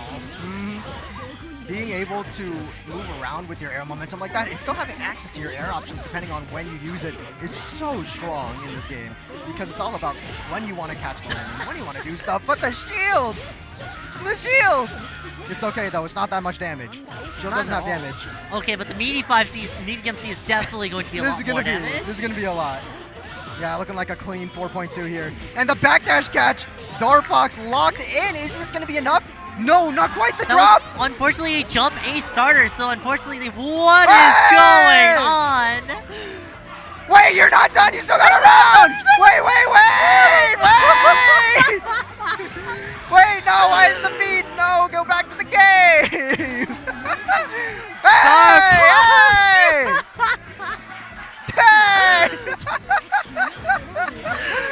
Okay, I guess they're playing it out. We're playing it out. We're playing it out. It's an exhibition. Right. Yeah, it's an exhibition. Okay. All right, Moondrive to keep yourself safe enough. Starfox, you have to give yourself a little bit more credit here. Come on. It ain't over to the Fat Lady Sings game. Alright, take throw. Hard knockdown. Immediate heat. Get me out of here. Yep. 5A anti-air. One of the best 5As at doing so. Oh dear, but the shield on the 4BC and clashing! Oh my god! Getting that parry off is good! That's gonna get you a nice combo, but no resources, just go for a safe jump here. No, going for the air dash to bait it out, but the 2-2B? Yeah, 2-2A! No, 2-2A, okay, I didn't see the invincibility flag, that's my bad. There was none. 5A mash! Yeah, you are minus there, you just have to hold it. Zarfox, I guess, technically on the board? Technically speaking, that guy should have been DQ'd like 1 round ago. But, yeah, you know, if this was bracket. If this was bracket, yeah, you would have been kicked off. Yeah, but it's not. So I guess live and let be. Keep the games going, you know. We're here to watch some good old-fashioned, nice Melty Blade. We're not here for a tournament. We're here to see these players clash it out. Clashing against the Nun, but cancels immediately into the EX hero. Yeah, really good reaction from Zarfox there. That's a great option. But still in the recovery from Perry too. But we're getting a full combo here off of the keys. Left, right. And yeah, reaction. No, he doesn't know. He doesn't know the matchup. He doesn't know. So, for context, normally when you moon drive Mario parry like that, he's just fully vulnerable. It doesn't hit you. You're allowed to get a normal punish, but he did not know that. And that's going to put him into this treacherous situation where he has to hold more pressure instead of getting that punish and maybe taking the round. Oh, here it comes. Full punish on the EX hero, getting shielded here. I don't think he's going to build enough resource to get the combo kill here, but does get the chakram set. But guess for round. Punch none. Keep himself. Oh, we are advancing. No, delaying a bit too much. EX keys. There it is. And it's like, you got it. Trying to keep him locked down with these advancing standing normals, but not quite. Using that 2-2C to try and call out a jump in, but it just hit either way. Plus. Good tag. Use the A-Nun. A-Nun again. That's the benefits of trades. Just out of the way. Now we just gotta catch something. All right, Moondrive, keep yourself vulnerable and using that Moondrive because I'm pretty sure locked in there with no resource would have been bad. That Moondrive was very, very wise of Zarfox. He just didn't want to die. But now we are just getting EX Phantasm here into the corner. Just have to hold this pressure, especially if you don't know when to shield Mario. You're going to be holding his pressure for a while. Catching the jump with the 5B. And this should be enough, right? Not yet. Oh, yeah, definitely if you want to use all of your resources. But you're going into the next round with just your Moondrive, which is not the worst thing. Not the worst. No bar. But you don't even need like an EX knockdown to get your Oki going with Mario, so it works to JCOM's advantage perfectly fine. Oh, not unless you start that round with that. Oh my god. And getting the Moondrive, keep yourself safe, but getting that hit at the cost of the Nun's life, but she's back. There she is. Expendable. Well, yeah. Trying to get something. No cancel 5A into the 2B. But Zarfox is fine. 5C starter, though. Yeah, this is going to be huge. And just charged heat. Calling out an OS, maybe? And just going for the DP here. Really good call-out option. Really good reaction. And what the? I can't believe There that is hit simply no behind way. her. There is no way. 6BC has a back hitbox. Backdash out of the way. Good, good, good. Yeah, Jacob has to be super careful though. Cannot do any. I was about to say, cannot do any reckless call, none calls. Otherwise, he will get heroed for his troubles. I think he might have just tried to press a button there on the jump in, something, but unfortunately it just was not enough. That counter hit is gonna hit hard. Zarpog's starting to bring it back. I think that pause might have been a little bit of a momentum change. Or maybe the pause messed up Jacob's momentum. But no, you're still gonna get hit there. Those guys don't go away. You just have to find something, find a little opportunity. But you can, yeah, CL can just spray these keys like acid rain. Unfortunately, he does also have a full screen punish in the form of another nut. So. There she is. And yes, here into the Axe Oki. And double overhead. Double overhead. Keep it clean. Keep it simple. You just got to do it. Sometimes like the most simple offensive maneuver you can make is just going to be the one that works. And there's nothing wrong with that. Yeah, sometimes you just got to keep something simple, and it's got to be your game plan. And just holding that shield, but the punish, just BCing out, managing to land on top of that shield A whiff. And the command grab. Command grab. And the combo too. Wow, that combo actually looks super cool. It is should so be dead? Maybe. Oh my goodness, just enough. And was willing to just sacrifice Moondrive and do it again just to make sure it kills. That's a small price to pay compared to, I don't know, maybe the Small potential comeback. price. Would you rather he live that combo and come back and take the whole set? All right, you know, that's entirely fair. I would spend everything too. You know what? You're right. Comeback factor is always a thing in this game. In any fighting game, really. It's not over till it's over. But blocking the high row. For the 2B starter here, doesn't have enough damage here, but goes for the 50-50 chakram, I believe. No, but it whiffs. Nope. Trying to press out of the Moondrive, but you are -2 on that, so Jcom not doing anything here is going to give him this momentum. It's looking really bad for Zarpox here. He is completely out of health to work with, but the heat is going to get back. As long as he stays out of the way, he should be able to get his health back. Not a lot of it, though. It does still have enough health to withstand one combo. Yeah, for sure.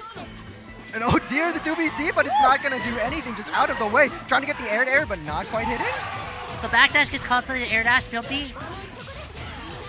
No meter to do anything with it, though, so just has to go for the air throw knockdown. Not the best knockdown from CL that you can call for, but 25 seconds left on the clock. The pressure from Zarpox is relentless. Yeah, Jcom, until that very moment, he was fine with just blocking it out, but now he's found his way out. He has to do something about the time. The time is looking great! Aired none call is enough with just 10 seconds left on the clock. Jcom finally takes it from Zarpox there. He found his way around.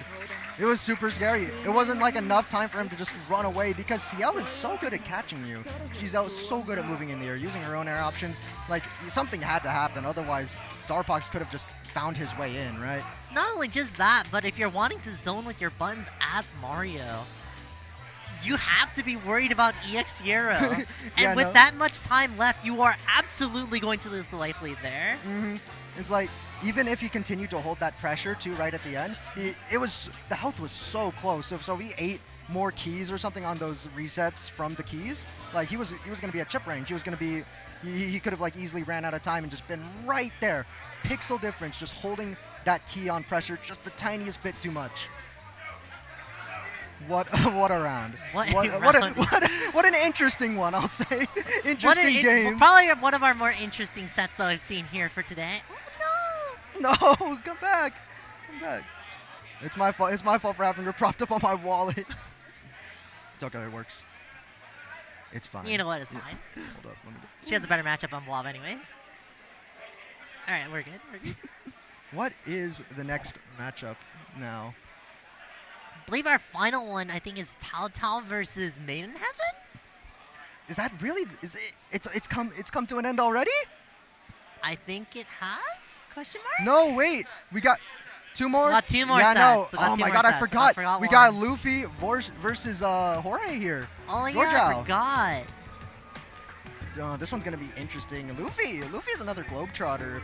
If you aren't aware, he's currently residing here in the U.S., but he's from Saudi Arabia, and he's done his time in the EU as well. He is someone who is very familiar, very intimate with like the play styles that he may see around here, and of course I believe he is like pretty good, like well acquainted with the South American community here, which is where Jorge is from. He was actually part of the Climax fundraiser. Jorge was.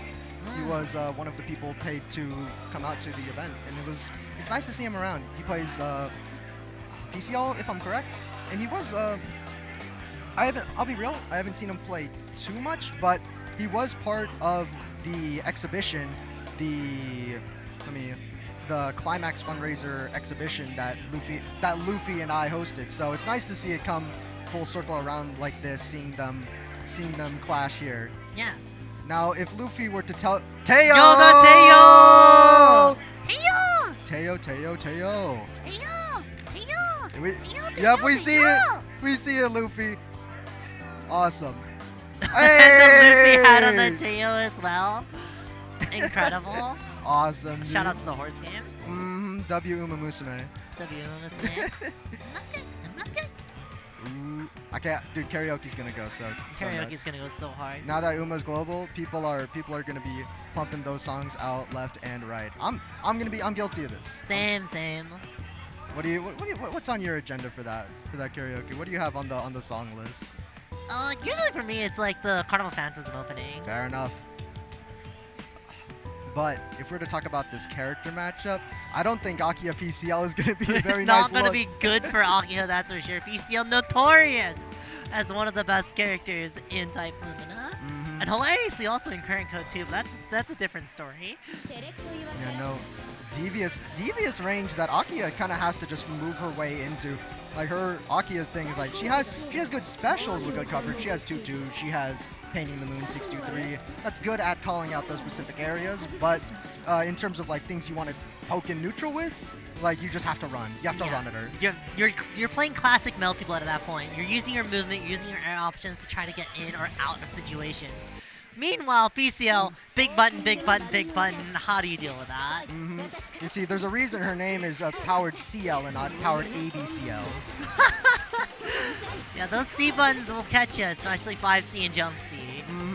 Like it's the nature of the character, and it's gonna be interesting seeing how Luffy works around it, because Luffy is honestly a very like well-tuned player for the game and just in general. I think he's a very fundamentally strong player. Very strong player for sure. He knows how to use his movement really well. And I believe he was at CB. He lost to you at CB and losers, I believe. Or was that winners? I don't know. That was winners actually. Yeah, that was winners. Okay. Yeah, no, he's definitely like I've had my spars with him. You've played him. Like we both know like how well he plays. He can move around the game, and if you ever speak to him, he's very knowledgeable as well. He knows his way around the game, so it'll be nice to see like him overcome this David Goliath situation in terms of just a raw matchup. Nothing to say about the players. Yo, Cats Village, let's go! One of my favorite stages. And with the music to accompany. Music to accompany. 5C anti-air, not a full confirm though. He's starting his pressure. Akil, incredible with the amount of resources that she could just use. Fakes out with the ring. Goes for the throw attack here. Another fake ring again. And just going straight for the BC, keeping him locked down right there. The JC's coming out, the 5C's coming out, and just keeping that space. How do I get out? Luffy is just trying to find his way out. He is up backing for his life. You just can't get out. That 5C is just a wall. Stay in the corner. And teching the throw. Okay, it's time. Luffy's time to play. Yeah, no. Gorjao just tried to press something on the tech, but Luffy was not hesitant at all. He knew that it was his turn on that, so he took full advantage of that. And now it's time for Akiya's time to shine. But not if the heat comes out, beating out the 5C to crush the low shield attempt. Plus here, very notorious special. Do it again. Keep her in the corner. Royale just does not want to let Luffy out of here. Look at how much recoverable health Luffy has in just blocking stuff. Like you leave the court, and so she left the corner with delusions of freedom or whatever. But she's back out, and it's all about the offense here. There's tick throw. Aki is so good at enforcing strike throw. Look at how much time is left, though. That is so much time Luffy has for blocking. He can probably just hold down back for the entirety of the round and he'd be fine. Yeah, we'll see. Don't buy it, Luffy. 3, 2, 1. Oh, he tried at that last second to BC, but it doesn't even matter. Look at that! The amount of health. Look at the recoverable life on that. Every single match might come down to it if they both just do not want to commit hard.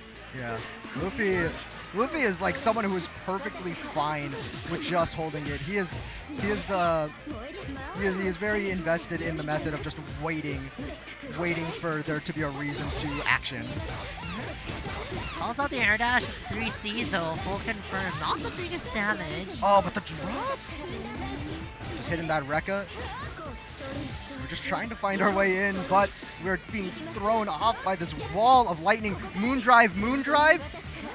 With canceling the moon skill, DP get out of there immediately. He does not want to deal with the Akio. 5C. Oh no, the accidental drops. And no, he ran out of moon at the last second. I'm sure he tried to 4BC to extend the combo there, but he just couldn't. Just gonna find our way in and getting that conversion. Not too much though. Just left, right, and not blocking the overhead. Just smacked in the head. Unfortunate. Yeah, when you're at that low of life. It was the same with Low versus Kiko. Like, when you're that low of life and you're not too sure what to do, you can't be looking for everything. Look, there's only so much you can do about the mental stack. It's very much a real thing, as much as I like to talk about the silliness of mental stack. No, it's very real. It's very real. The human brain is not perfect, so... There's only so much information you can put in your head. Double overhead, it goes low instead. Okay!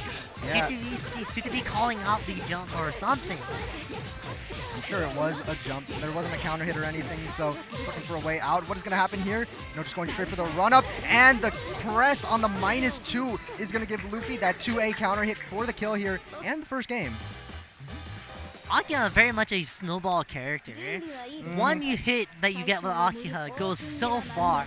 Yeah, it's definitely a meme to say like, oh wow, she has some bad matchups until she actually gets in, and then it becomes even at worst. That's what they say about the Akiha Vlov matchup, that's for sure. Yeah, that's what I say about the Akiha Dan matchup, but what seems to be going on here? I guess they're just going straight back into it, looks like. Yeah, I wonder what it was though. Maybe a controls thing? They were hovering over the button config for a second, but I'm not too sure. Either way, it looks like they're just going straight back into it. Luffy gets a good start here, hard knockdown with the EX wheel extender. And just holding that pressure. She's looking for something, but not quite into the way. Oh just my tackle right into the ring once again. I like the idea of the ring too, just using the pushback of it to propel herself back in the neutral. And hey, if he tackles, which he did, able to catch for a nice little advantage state. EX wheel extender again, hard knockdown. And just blocking out the shield B, looking for something, trying to press, but the 2A is going to get whiffed by the 5C, or the 2C, was it? No, 5C, yeah. Just shielding out that JC as well into the throw. Definitely not actioning too heavily out of these situations, just taking these throws. But oh dear! Wow, that shield A actually just straight up whiffed. Gives Georgia the opportunity to make a little comeback here. Again, another 20 seconds left on the clock. We are running out the timer for most of these matches. Oh, and the catch on the back, there's no OTG! EXDP. Oh, is that going to be enough? No, not enough, but enough to bring things even. And Hold just a little on, bit of a this is chip. going to be enough chip damage for the 5C. Luffy, unfortunately, I think he could have actually had that situation in his favor if he was able to recognize that 2C knockdown and OTG himself. But oh dear, the painting the moon, calling out the air actions from George out here. That move is so active. It is so active. It's incredible. More active than my Lumina career, that's for sure. hey, you get top 8s. You can get top 8s. It's true. Alright, immediate to EX. It goes for the EXCP instead of just a BDP, so. Oh dear! Whoa, scary! Just threading each other's needles with their own options. and getting the 3BC, but a soft knockdown. Yeah, usually Luffy's ready for those air confirms off of those as well. Goes for the immediate like air dash extensions. Yeah, maybe he just doesn't want to. Like, look at the life lead he was holding, but now it's actually being chipped down by Jorge getting the actual combo here. And now we're locked back in the corner. And blocking the overhead this time. Like, fool me once, shame on me. But I'm not going to get hit by the overhead again. And we are just holding the offense here. Jorge pushing himself out of range continuously, but that's not really a concern when you're playing PCL, is it? No, it's not. But go ahead. But Luffy is here for one more. And yes, the punish on the shield B from that high up. If you block a shield B at that range, you are punishable because of the landing recovery on all of that. And trying to go for lightning there, but catching with the back hit on that JB, hitting him from the back. That was the lowest height that you got the fatal counter with the jump B, and that did 4.4. That is so much damage. That is a lot. This character puts out damage so hard. However, the one thing is, as Akiha, you are a snowball character. You want to keep that character locked in. So you are spending resource like candy. Just trying to keep that character into the corner. Cool. He had it for a second, but it is up to Jorge to try and take initiative and steal back that life because he is pretty deficient when compared to Luffy here. But hitting the partial charge 5B into 2C is going to open him up. He was expecting the overhead. Your ADP? And just getting that blood heat fully out of range can't really punish that, especially as Akia. You just have to move in. You have to be there to catch the heat. Taking advantage of that. Look at that. His life is back. He has almost like a full half bar. Oh my goodness! The backdash with the 3BC?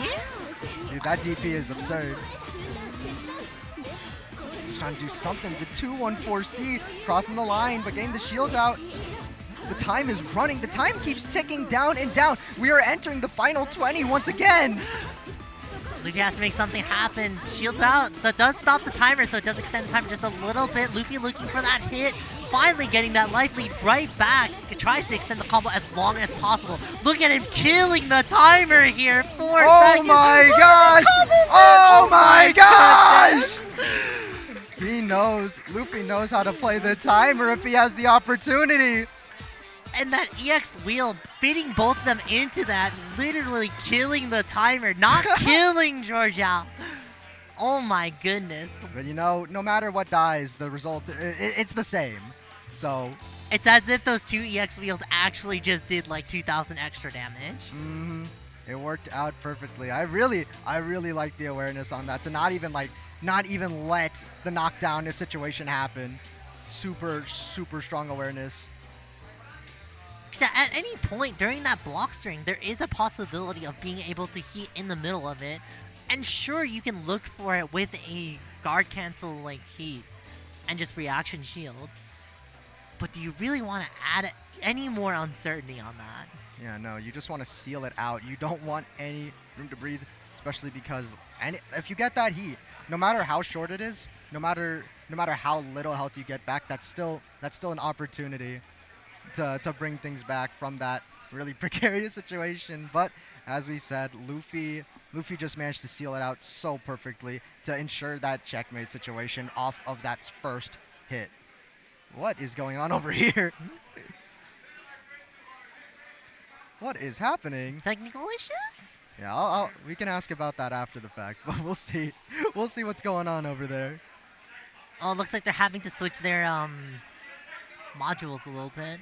Yeah, the converters. Yeah, the control. Bit of a precarious controller situation for sure. You know, that's what happens sometimes. It is ultimately what it is. I'd like to make the joke that it's not a Melty Blood tournament until like controller or console mishaps happen. Oh! Ooh, that is rough. Missing button. A whole button you just flung out? That's messed up. You'll imagine P-Sale and you just don't have access to your C button. Dude, that would be... At that point, you're not even playing PCL anymore. You're just playing PL. Yeah, you're playing powered A-Bell. Just L. You have no access to your C buttons. It's just L. right, just throwing off that lightning. Jump cancel off the ADP. You can do that on whiff. Look, utilizing the entirety of the Moon Drive to have all the options in the air and baits out a button. Really, yeah, that was an incredible catch on that 5C. And trying to catch a bar A 214? I think it was Bari 214. And this is looking like it. He was left in the air. That was a fatal counter if I've ever seen one. Starting out with those 5Cs and lightnings, Luffy trying to find an opportunity to get in, but doesn't really need to. But he should, because Georgiao can use the charge to build up resources. Yeah, just leaving him alone for too long is just going to give him access to more and more resources, which he can use. Moon Drive, 66C EX Extender, just anything you don't want to deal with against PCL. This looks weird. Oh, this does not look right. maybe it's Melty movement. Well, maybe it's Melty movement. Look, we're used to the characters holding up forward or up back.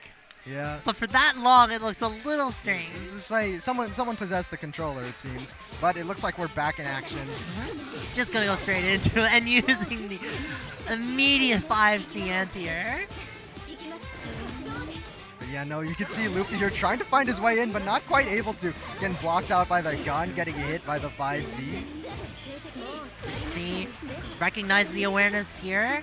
Yep, able to eat that on reaction, but locking him in, that's not going to give him exactly what he wants here. The health is not going to be that much when it comes to being recovered. And, you know, he still gets his offense going. That heat only pushes you away. It doesn't, like, hit you or anything. And, wow, the conversion here. You know they're a Melty player when they know how to convert off of a single counter hit jump A. You gotta be ready. You gotta be ready. You gotta be ready for everything. But what I love about this game is that, like, once you know the pieces, it becomes just like putting together Lego blocks or something. It's so nice. I love that about French bread games in general. French bread games in general, yeah, they're basically Lego block combos. Once again, extending that combo all the way through. Oh, he just didn't care. He didn't block. He just didn't care. 1 second left on the. Leave at the crowd. You think I care? Do you think I care? Clearly not. Apparently not. And hey, it was the right call right there. No punish. Oh, shield A. Shield Wars still in action.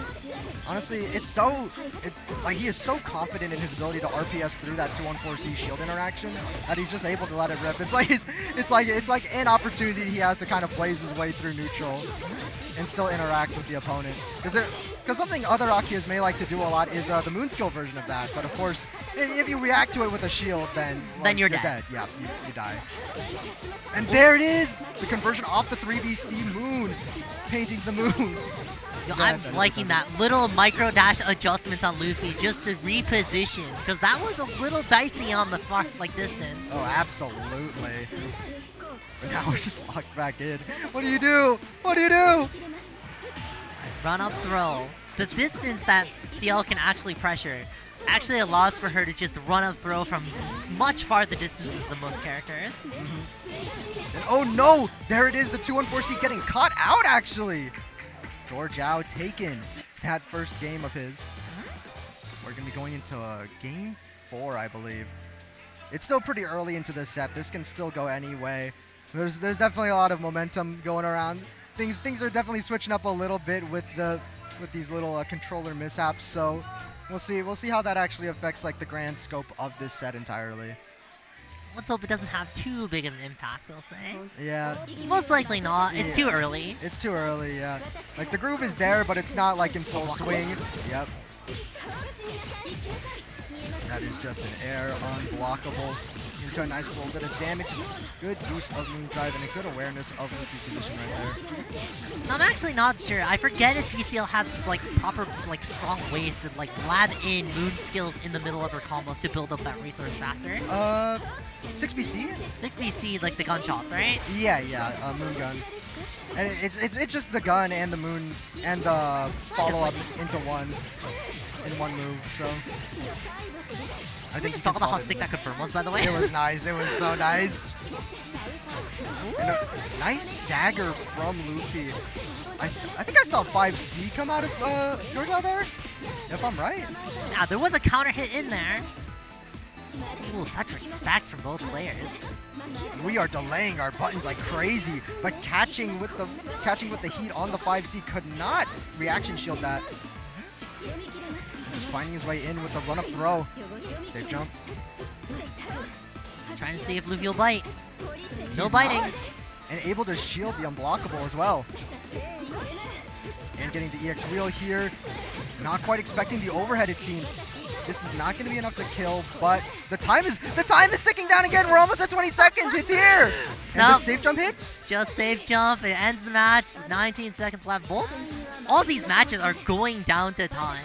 Mm-hmm. Like even if the set doesn't reach its like full conclusion, like a 4-5 or anything, I think it's still gonna be longer than some of the other sets we've seen. Yeah, you swear this is an under 8 match at that point. Yeah. To be clear, it's clear. Yeah, clear. Well, hey, with the vision of the future for 2, it may end up going there. Yeah, it has been actually. Yeah. But EX Wheel gets the plus frames yet again. Tries to cheat another turn with just regular wheel, but unfortunately no dice. I like that 5C anti-air, but unfortunately he was just not able to get the full convert off of that. Kind of an awkward position for that anyways. But now we're just kind of here eating more pressure. And there we go. We actually haven't seen Luffy use 2BC that much. It's a really, really strong moon skill option from her, but you do have to be a little conservative with it because, you know, overuse is just going to get you killed. And the reaction on the heat? Let's go. We were just going over a bit earlier about how we haven't seen much of it, but you know, if you're so ready for it like that, you can just get it going. You just shield that heat. Shield it, get a full confirm. Not even shield A, so you're getting the full brunt of the damage if you shield the heat. Yep, absolutely. Once again, 2BC! He's so much more confident bringing it out now. I think we're going to see it a lot more as we enter this 5th game here. And beyond. Oh, it's not safe! Not safe enough for the shield VC. The right option. A, hard knockdown with 660. Okizeme. Just going for the air dash, trying to get something jumping out. No catch on the backdash without JB. I'm just going to go into EX wheel once again. Just a really good way to get your pressure continued on. Catch him with the low, but not quite. We're respecting enough to let those wheels just be thrown out on pressure too. Oh, 5C anti-air though. Catching something in the air, fatal. This is going to be a lot of damage. A. Hard knockdown, which we're just going to go for the safe media set. Oh, never mind. It was fake. Now with all these big buttons here, 25 seconds left on the clock, locking down Luffy in the corner. What is he going to do? He has to do something. He has to find the right run. Is it like the right run under the right something? There it is. Speaking of, is this going to be enough chip damage to let this work though? It is going to be enough after the throw. And calling out the Catch moon drive. The moon drive. And there it is. Playing a little desperately at the end there, trying to play out the timer and waste an entire moon drive. Just a bit scrambly, but now he's going into this round with no moon. Does have an entire full stocks of meter, but let's see how he uses it though. Ooh, the faint JC into the throw. That is an Akiha classic. Oh, That no. is plus! Yeah, pressing on the plus frames, expecting Luffy to respect some sort of reversal option from him, but no dice. Luffy is just so confident in his offense that he does not care. Yep, jump C, this should be dead. Yeah, it's looking like it. 1 bar should be enough. Into the EX wheel. Yes. Just 1 bar necessary. This character puts out damage like Matt. He's done.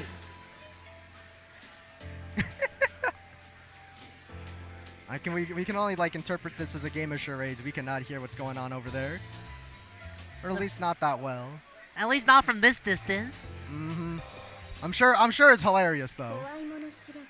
To someone. Yeah. Maybe to everyone. Who knows? Yeah, except us because we can't hear it. But we are back here. We are just trying to find a way in. 2-4C, very confident, but Delay delaying. shield A. Ends the combo really early too, just did not like the positioning. Because, yeah, PCL combos, they do just kind of send you super far in one direction. While this early termination lets George Ao put Luffy in the corner like this. Once again, we're back at the wall here. The great wall of PCL. They're with him. And able to pick up at this range. It's looking like not death, but very, very close. Luffy does have to commit to something here, otherwise he is just gonna get killed by the throw. Honestly, I think taking the throw is the correct option here, because otherwise, it is kind of a very bleak moment. Despite the fact Oh my gosh! Despite the fact that Akiha does have the snowball potential, you don't want to build as many resources for PCL. So yeah, just take the throw, go to the next round, and start from back, from scratch. And just another one. There's the throw again. We're getting some strike throws supreme in here, blocking the overhead. Luffy is in fact awake at the wheel. He is blocking. He is actively defending, but not quite pressing. No, I love the strike mix. What are you supposed to do? What do you Akiha do? cannot contest these ranges. You can contest it like dash block or jump out, but man, it is so rough to get out of here. You do have a whole 50 seconds to like press. Okay. Oh dear. And that lead just gets further and further. Did have to use the moon drive though, but this is looking a little rough for Luffy. And oh dear, the Abare 214 works! And we're getting this sick little conversion off of it. Oh my goodness! I love the 6-2-3 air dash conversions that Akiha has. They look so nice. Left, right. Yep, and just using the 5B to break the low shield. And now just forced to eat the mix. Back here again, another 13 seconds left. How long is this combo going to last? Probably not going to extend it for that long. Just for the last 7 seconds. Probably wheel. Oh, And just going for the yeah, the good old meaty to keep you chilling. You gotta block it low, otherwise you die. You saw that. Yep. It's even like positioned far enough so where like PCL DP could not reach the ball. So. Got a full air dash range like that, catching the BC with a BC of his own. Luffy seems to have the download. Are we gonna end this off with a perfect? It's too early to say. It is too early to say. Triple overhead. There it is. Yeah. This should be it. Yeah, a lot of resource. Yeah, we've hit that threshold here. I think it's gonna get the kill. It's doing. It's draining. It's draining. You are dead. Life drains. Blood drain.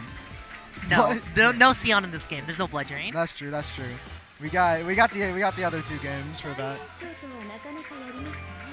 No, but the other game has Eltnum in it. It's Yeah. not Sion. Yeah, and blood drain again. But it's again true. That is true.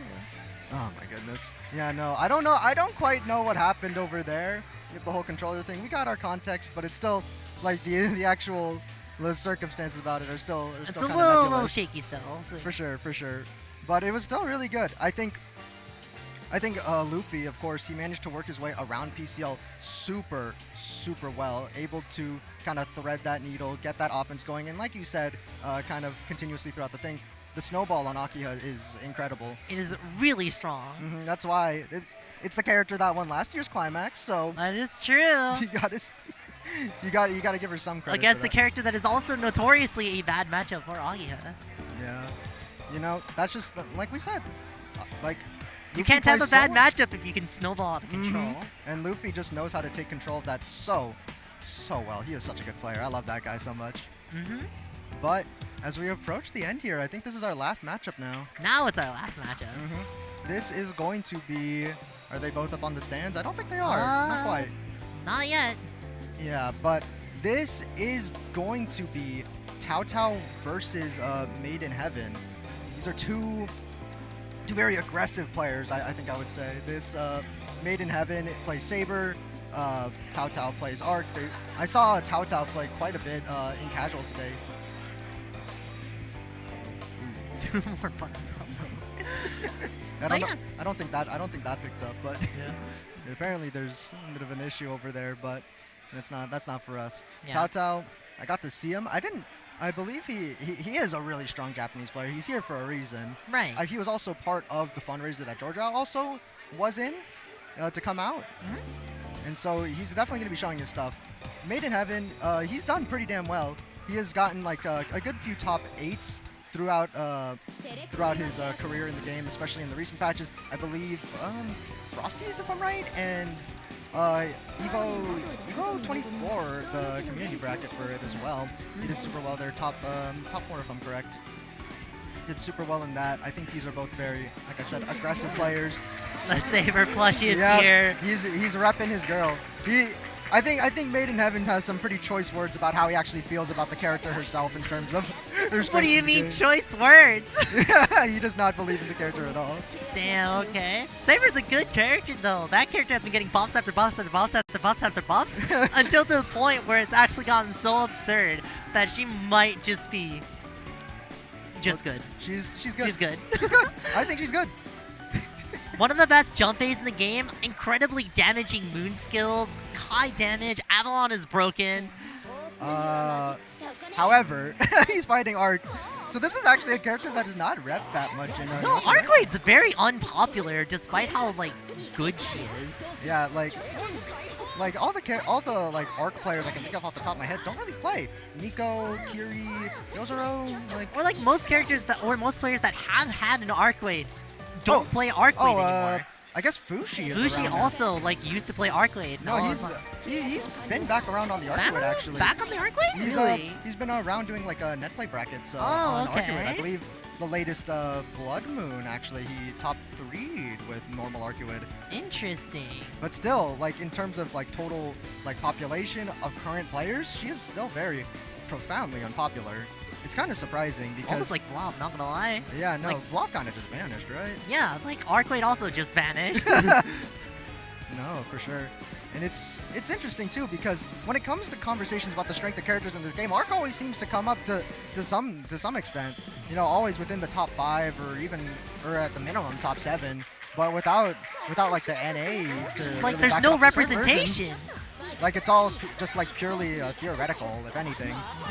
But we'll see how it goes here. Looks like we're looking at a lot of under 90 here with all the dash blocking going on from Tao Tao's end.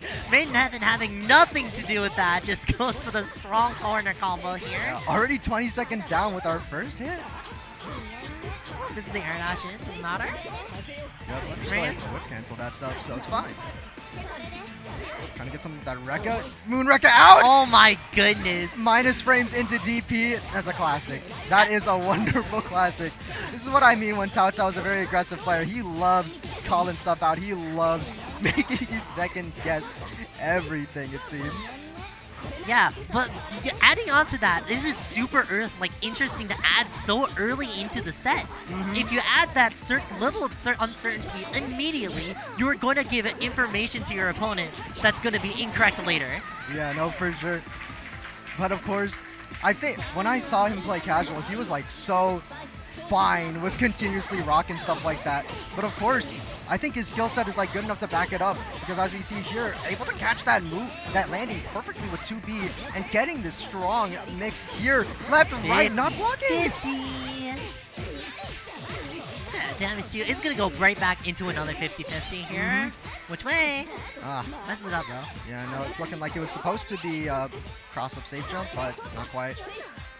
That's like the one thing. Also, if you notice that Tao Tao's speed immediately dropped down to like 0, giving so much respect to Made in Heaven until that 2VC comes along and just annihilates his health bar. He's just he runs the game how he wants to. Like he is, and I think the character really works to back it up because ultimately this character is meant to be aggressive. This character is meant to go ham. She is fastest ground speed in the game, fast normals. Like she is not for the methodical in terms of just like you have to rush down. Sometimes you just have to rampage, you know? And Plus, that's gonna be opponent. Oh my goodness! The moon skill clash, the double moon skill clash, and the jump cancel shield for the punish, and that's a full corner carry too. And that's like the one benefit of Arcwade. She's always been one of the characters with such good corner carry. Like, look at this. Is this going to be another coast to coast? Not if the 214C ender hits. No, the arc drive. The arc driving here? Oh, that builds up back up the 50% moon gauge. Wow, that is so smart. So good. Just a bit too much with that 5A, but it doesn't matter. Finding his way through. That shield war is ending immediately here with the shield A counter. Yep. And it's like back to the corner once you came. This is going to lead into something, a safe jump. Oh, My there's goodness. the TK moon skill dive kick. This is so much damage. One of our best starters. This is dead? You are Oh dead. my If you want to spend the second bar, but no!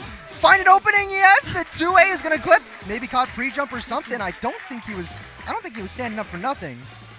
Might have been trying to think of going for like a throw or throw attack, something like that. Who knows? Maybe. But oh dear, low forward advancing moon skill. Flip low, full confirm, back into the corner. Both characters with such incredible corner carry. But now we're just trying to hold that Rekka here.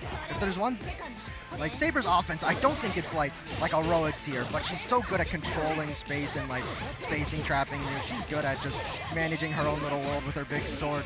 But Tao Tao is able to force his way out with the left-right. Heaven blocking it this time and DPing in the delay. That is the one benefit of Saber's like strike throw, is the fact that it's so scary because it does so much damage. It's not scary because the mix is like absurdly strong. It's scary because if you're wrong, you're really wrong. Oh, for sure. But oh, the 3BC just forcing his way out, not quite ready for the overhead, it seems. It's scary. It's a scary world out there. But the Avalon! More like you're Ava wrong. Oh my goodness. You know what? He was Avalon. I appreciate the attempt though. We appreciate the attempts. Would love seeing the Avalon happen. It is such a good option too. Like, there's no reason not to go for it. And Played a little too fast there, Tao Tao. And that Zero Moon Shield Whip is going to give a lot of extra recovery. Make it really hard to think about the RPS straight. They're just going for that extension with the 2-2C. But now Made is just kind of burnt out of offense, and that's a punish! That's crazy! No way. I'm just taken a complete aback by that. I think both of us were. Punish? Punish? I don't know if that's a Saber issue or an Arc issue. Okay, Stagger gets hit here. Full confirm.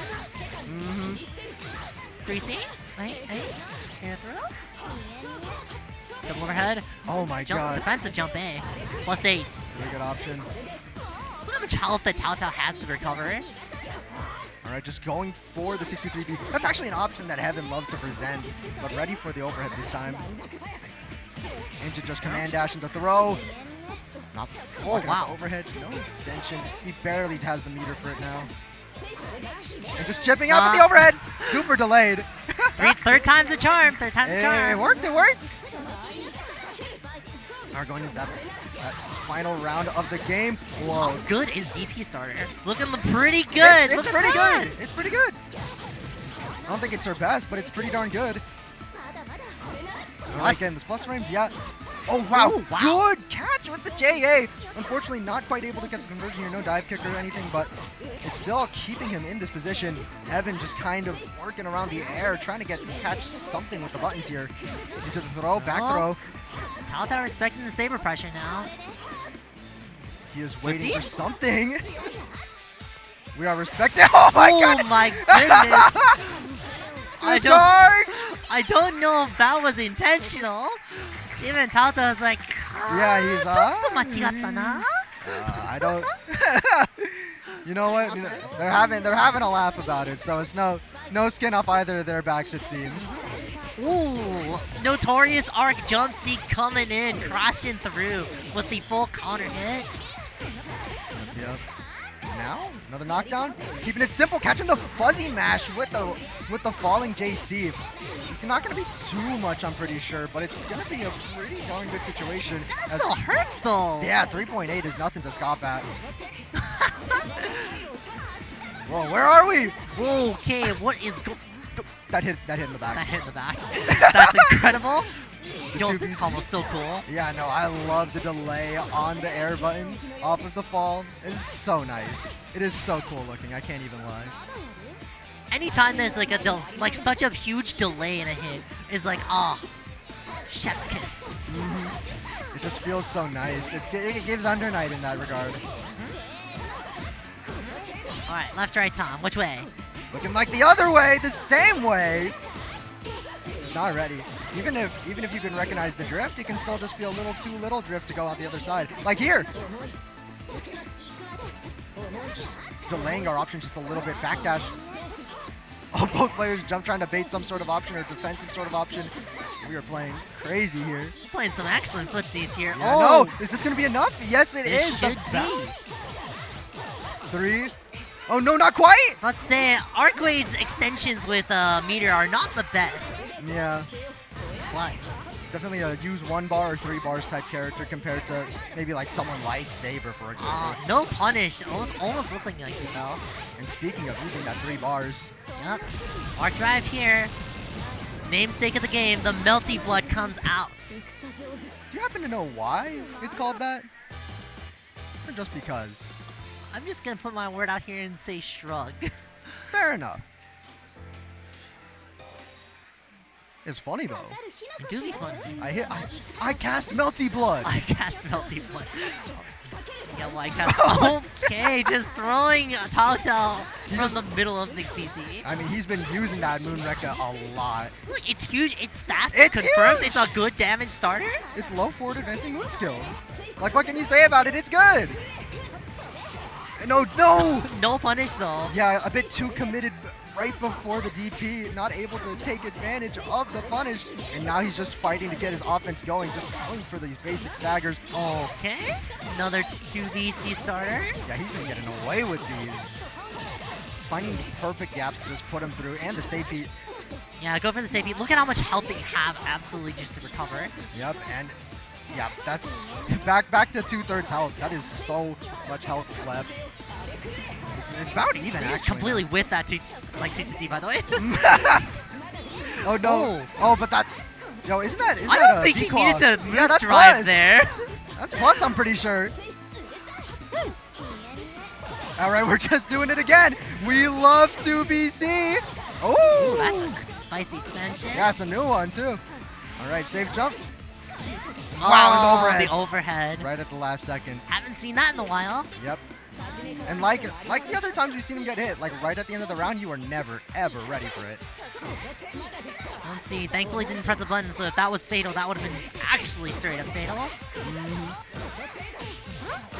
right, push our way through. 214C, left, right. Which way are we going? Looking like the cross-up Oh. reverse. This is gonna hurt a lot. Once again, once I've stated the fact that first fatal counter jump C is gonna hurt a lot, it is going to hurt a lot. 4.4. And oh, yeah, the J228 to beat the Fuzzy, but he just decided to not bite. And getting the round, the game, bringing the set to 2-2. Didn't bite, but that moon drive was excellent in the fact that if you see a hit, that's a confirm. If Yeah, you no. don't, you extend your pressure. Yeah, when you think about it, it's an OS that's not really like an OS or anything, because it's the same outcome, but you still are able to do something different every time. 2-2 tying it up. I think this is a set we can I definitely see being able to go to final game for sure.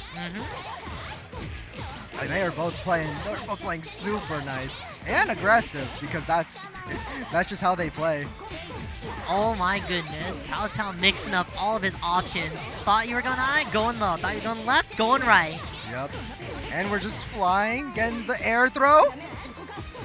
Wow, that I don't even know. Did that hit rising? No, it's falling for sure. Blocking the overhead though. Blocks plus. Seeing the shield BC. We're finally out, but look at how much he had to use, and he's still dead for it. Yeah, no. He just got out of the corner. He thought he was free, but no. He ended up actually backing himself out, because Taotao was just putting like a physical wall of himself between him and the midstream, so it was really threatening to just try and take your space back. Yeah. Taotao really liking these like moon skills just to poke out. Like, Like there that! it is. Speaking of. Speak of the devil! Yeah, if those buttons are fast, you are going to use. That is 4K meterless, by the way. Yeah, and now we're going to 4.5K with the meter. Holy. And wow, whiff punish. That was a whiff punish with the IAD. Woo. With the heat. Yep, great catch on the IAD with that.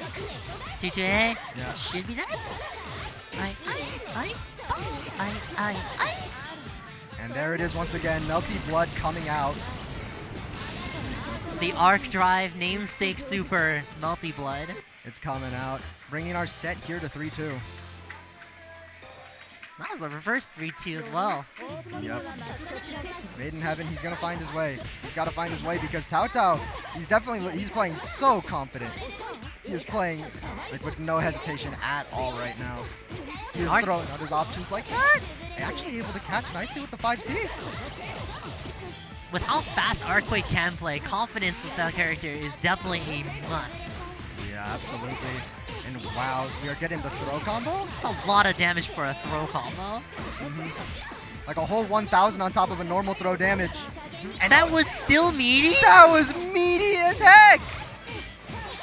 Made in Heaven was definitely not expecting that move to still be meaty, because goodness, you are usually like a few frames invuln when you activate your Moondrive, so you can evade things like low active frame buttons like 5As and 2As. Yeah, but not that 2B! Not that 2B! Alright, just backdash our way. The clash? Tao Tao getting the walk under to get that position. Oh wow, 2B! 2B! First 2B hit, the second one also hit. So you got one of them at least. 2B or 2B, that is definitely the answer. Unblockable! DP, get me out. It's finally my turn. Let me say something. Oh my he DP god. too. He said, hey, you have a DP, I have one too, but mine doesn't cost meters, so I'm letting it rip. Maybe Tao Tao played a little bit too greedy there with the TTV though. Yeah, it's fine. Now their health's honestly about even. Throw? And with how confident Tao Tao plays, I'm sure he's fine with just closing the round out. I'm sure he's confident he can at least take it back. Ooh. EX dive here though. Yeah, that is a kill. Saves the bar and gets himself that 1 bar from Moondrive. He will have access to his moon skills here, although he hasn't been using them that much, at least compared to Tao Tao. Oh my god! Well, when you use them like that... Oh, that's not minus enough apparently. No, absolutely not. And that spacing too. It's like super confusing. Scary. Plus. Yeah, no, trying to backdash, but catching with the elbow. And the combo! And the confirm. Not quite. Fixed dive or moonskill dive. Normal dive? Oh, what spacing! Tried to poke him out, but the backdash was just far enough to make sure that he can whip punish. Yep. Really strong footsies game here from Made in Heaven. And the stagger. Wow. Just delay 2A, the classic. That's really all you need sometimes, especially considering how Tao Tao has been bursting out with like whatever options. And tried to match Moonskill with Moonskill. And just the spacing perfect enough for the Moonskill elbow to completely whip. Made in Heaven definitely not ready for that. I mean, how are you supposed to account for that unless you like have a ruler in your vision? That is some high level stuff. In the 2-2C. Excalibur coming out. 2-2C again? Just chip out a lot. Because now like any tiny little hit will lead into a full like kill or something. But will he be able to get it? That air to air into throw was so nice. It was so nice. Oh no, the counter hit jump C. This should end it off. Yeah, and just going for the arc drive, you know.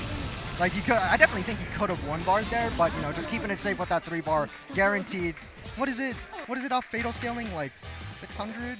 Something like that? Like 600, because normally fully scaled is like 500, but that's a lot of damage. Yeah, pretty like simple way to close it out. It takes a little, it puts a little extra time on like the mental clock, but hey, it's a kill. A kill is a kill. Kill is a kill. What are we doing here? We are switching our skins around. Colors changing up? No, actually it looks the same. I believe we're just going to character select just to get that extra time to just think. Yeah, just getting a breather time. Yeah, Heaven really needs to. I think he's just like thinking about it. He's definitely someone that likes to think. That likes to maybe slow things down just a little bit. Yeah, he can definitely be a little bit of an overthinker at times. But ooh, that's a good start. Yeah, no, strong JC kept him in the air. Locked down. Oh, and we did get the color switch. I didn't even notice that.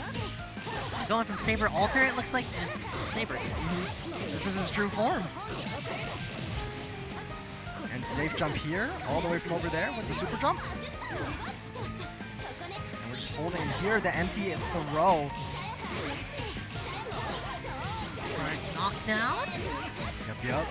Happy to hold this left-right. Will Made in Heaven block? No, just goes for the shield. Yep. Catches the backdash, but no confirm. 2-2C, keep that plus. Now I just have to find something. And What a counter jump in.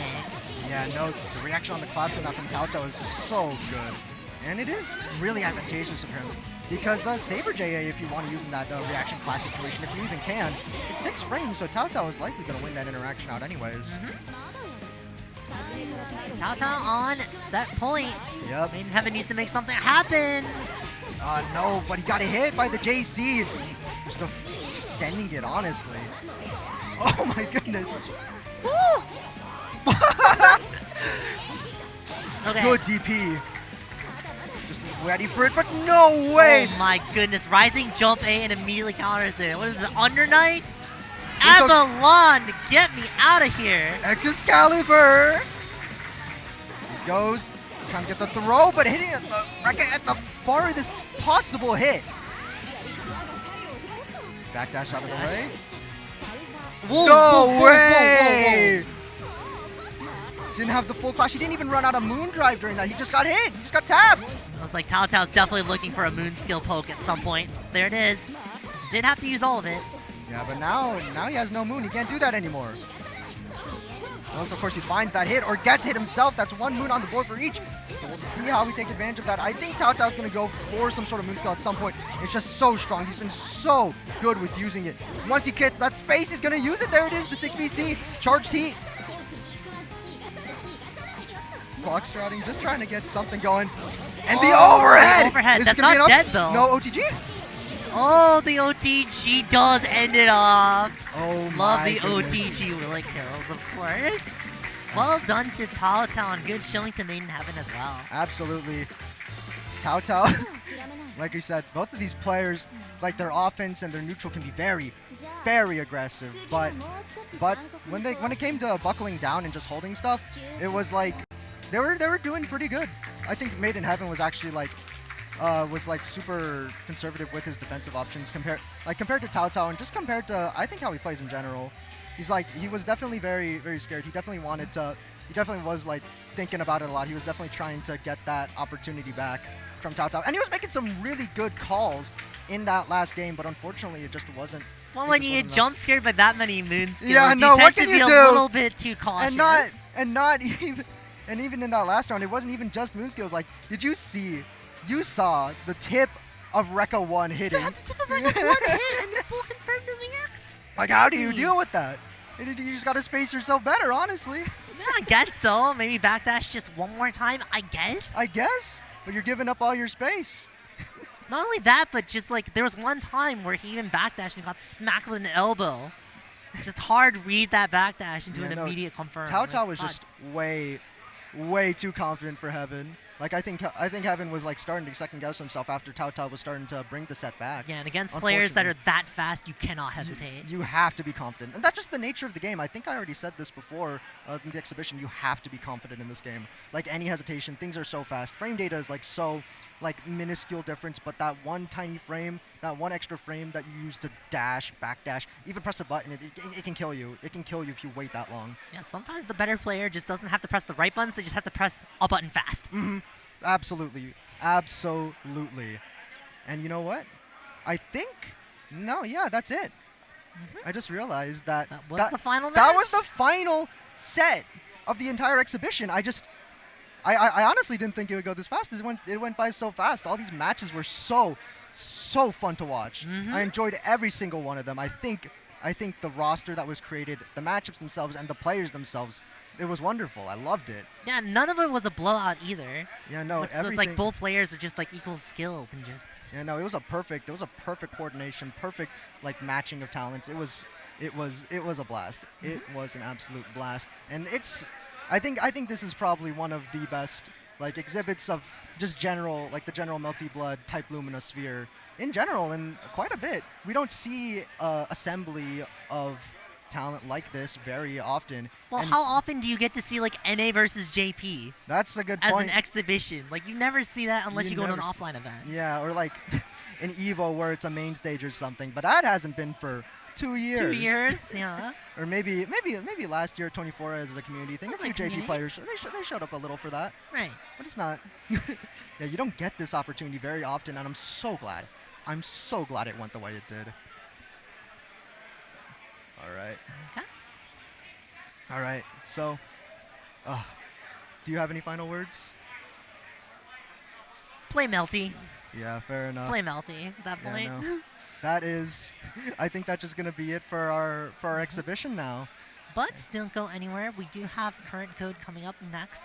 So if you're in for more Melty action, stay tuned. It's a different flavor, but it's all the same taste. It's lovely.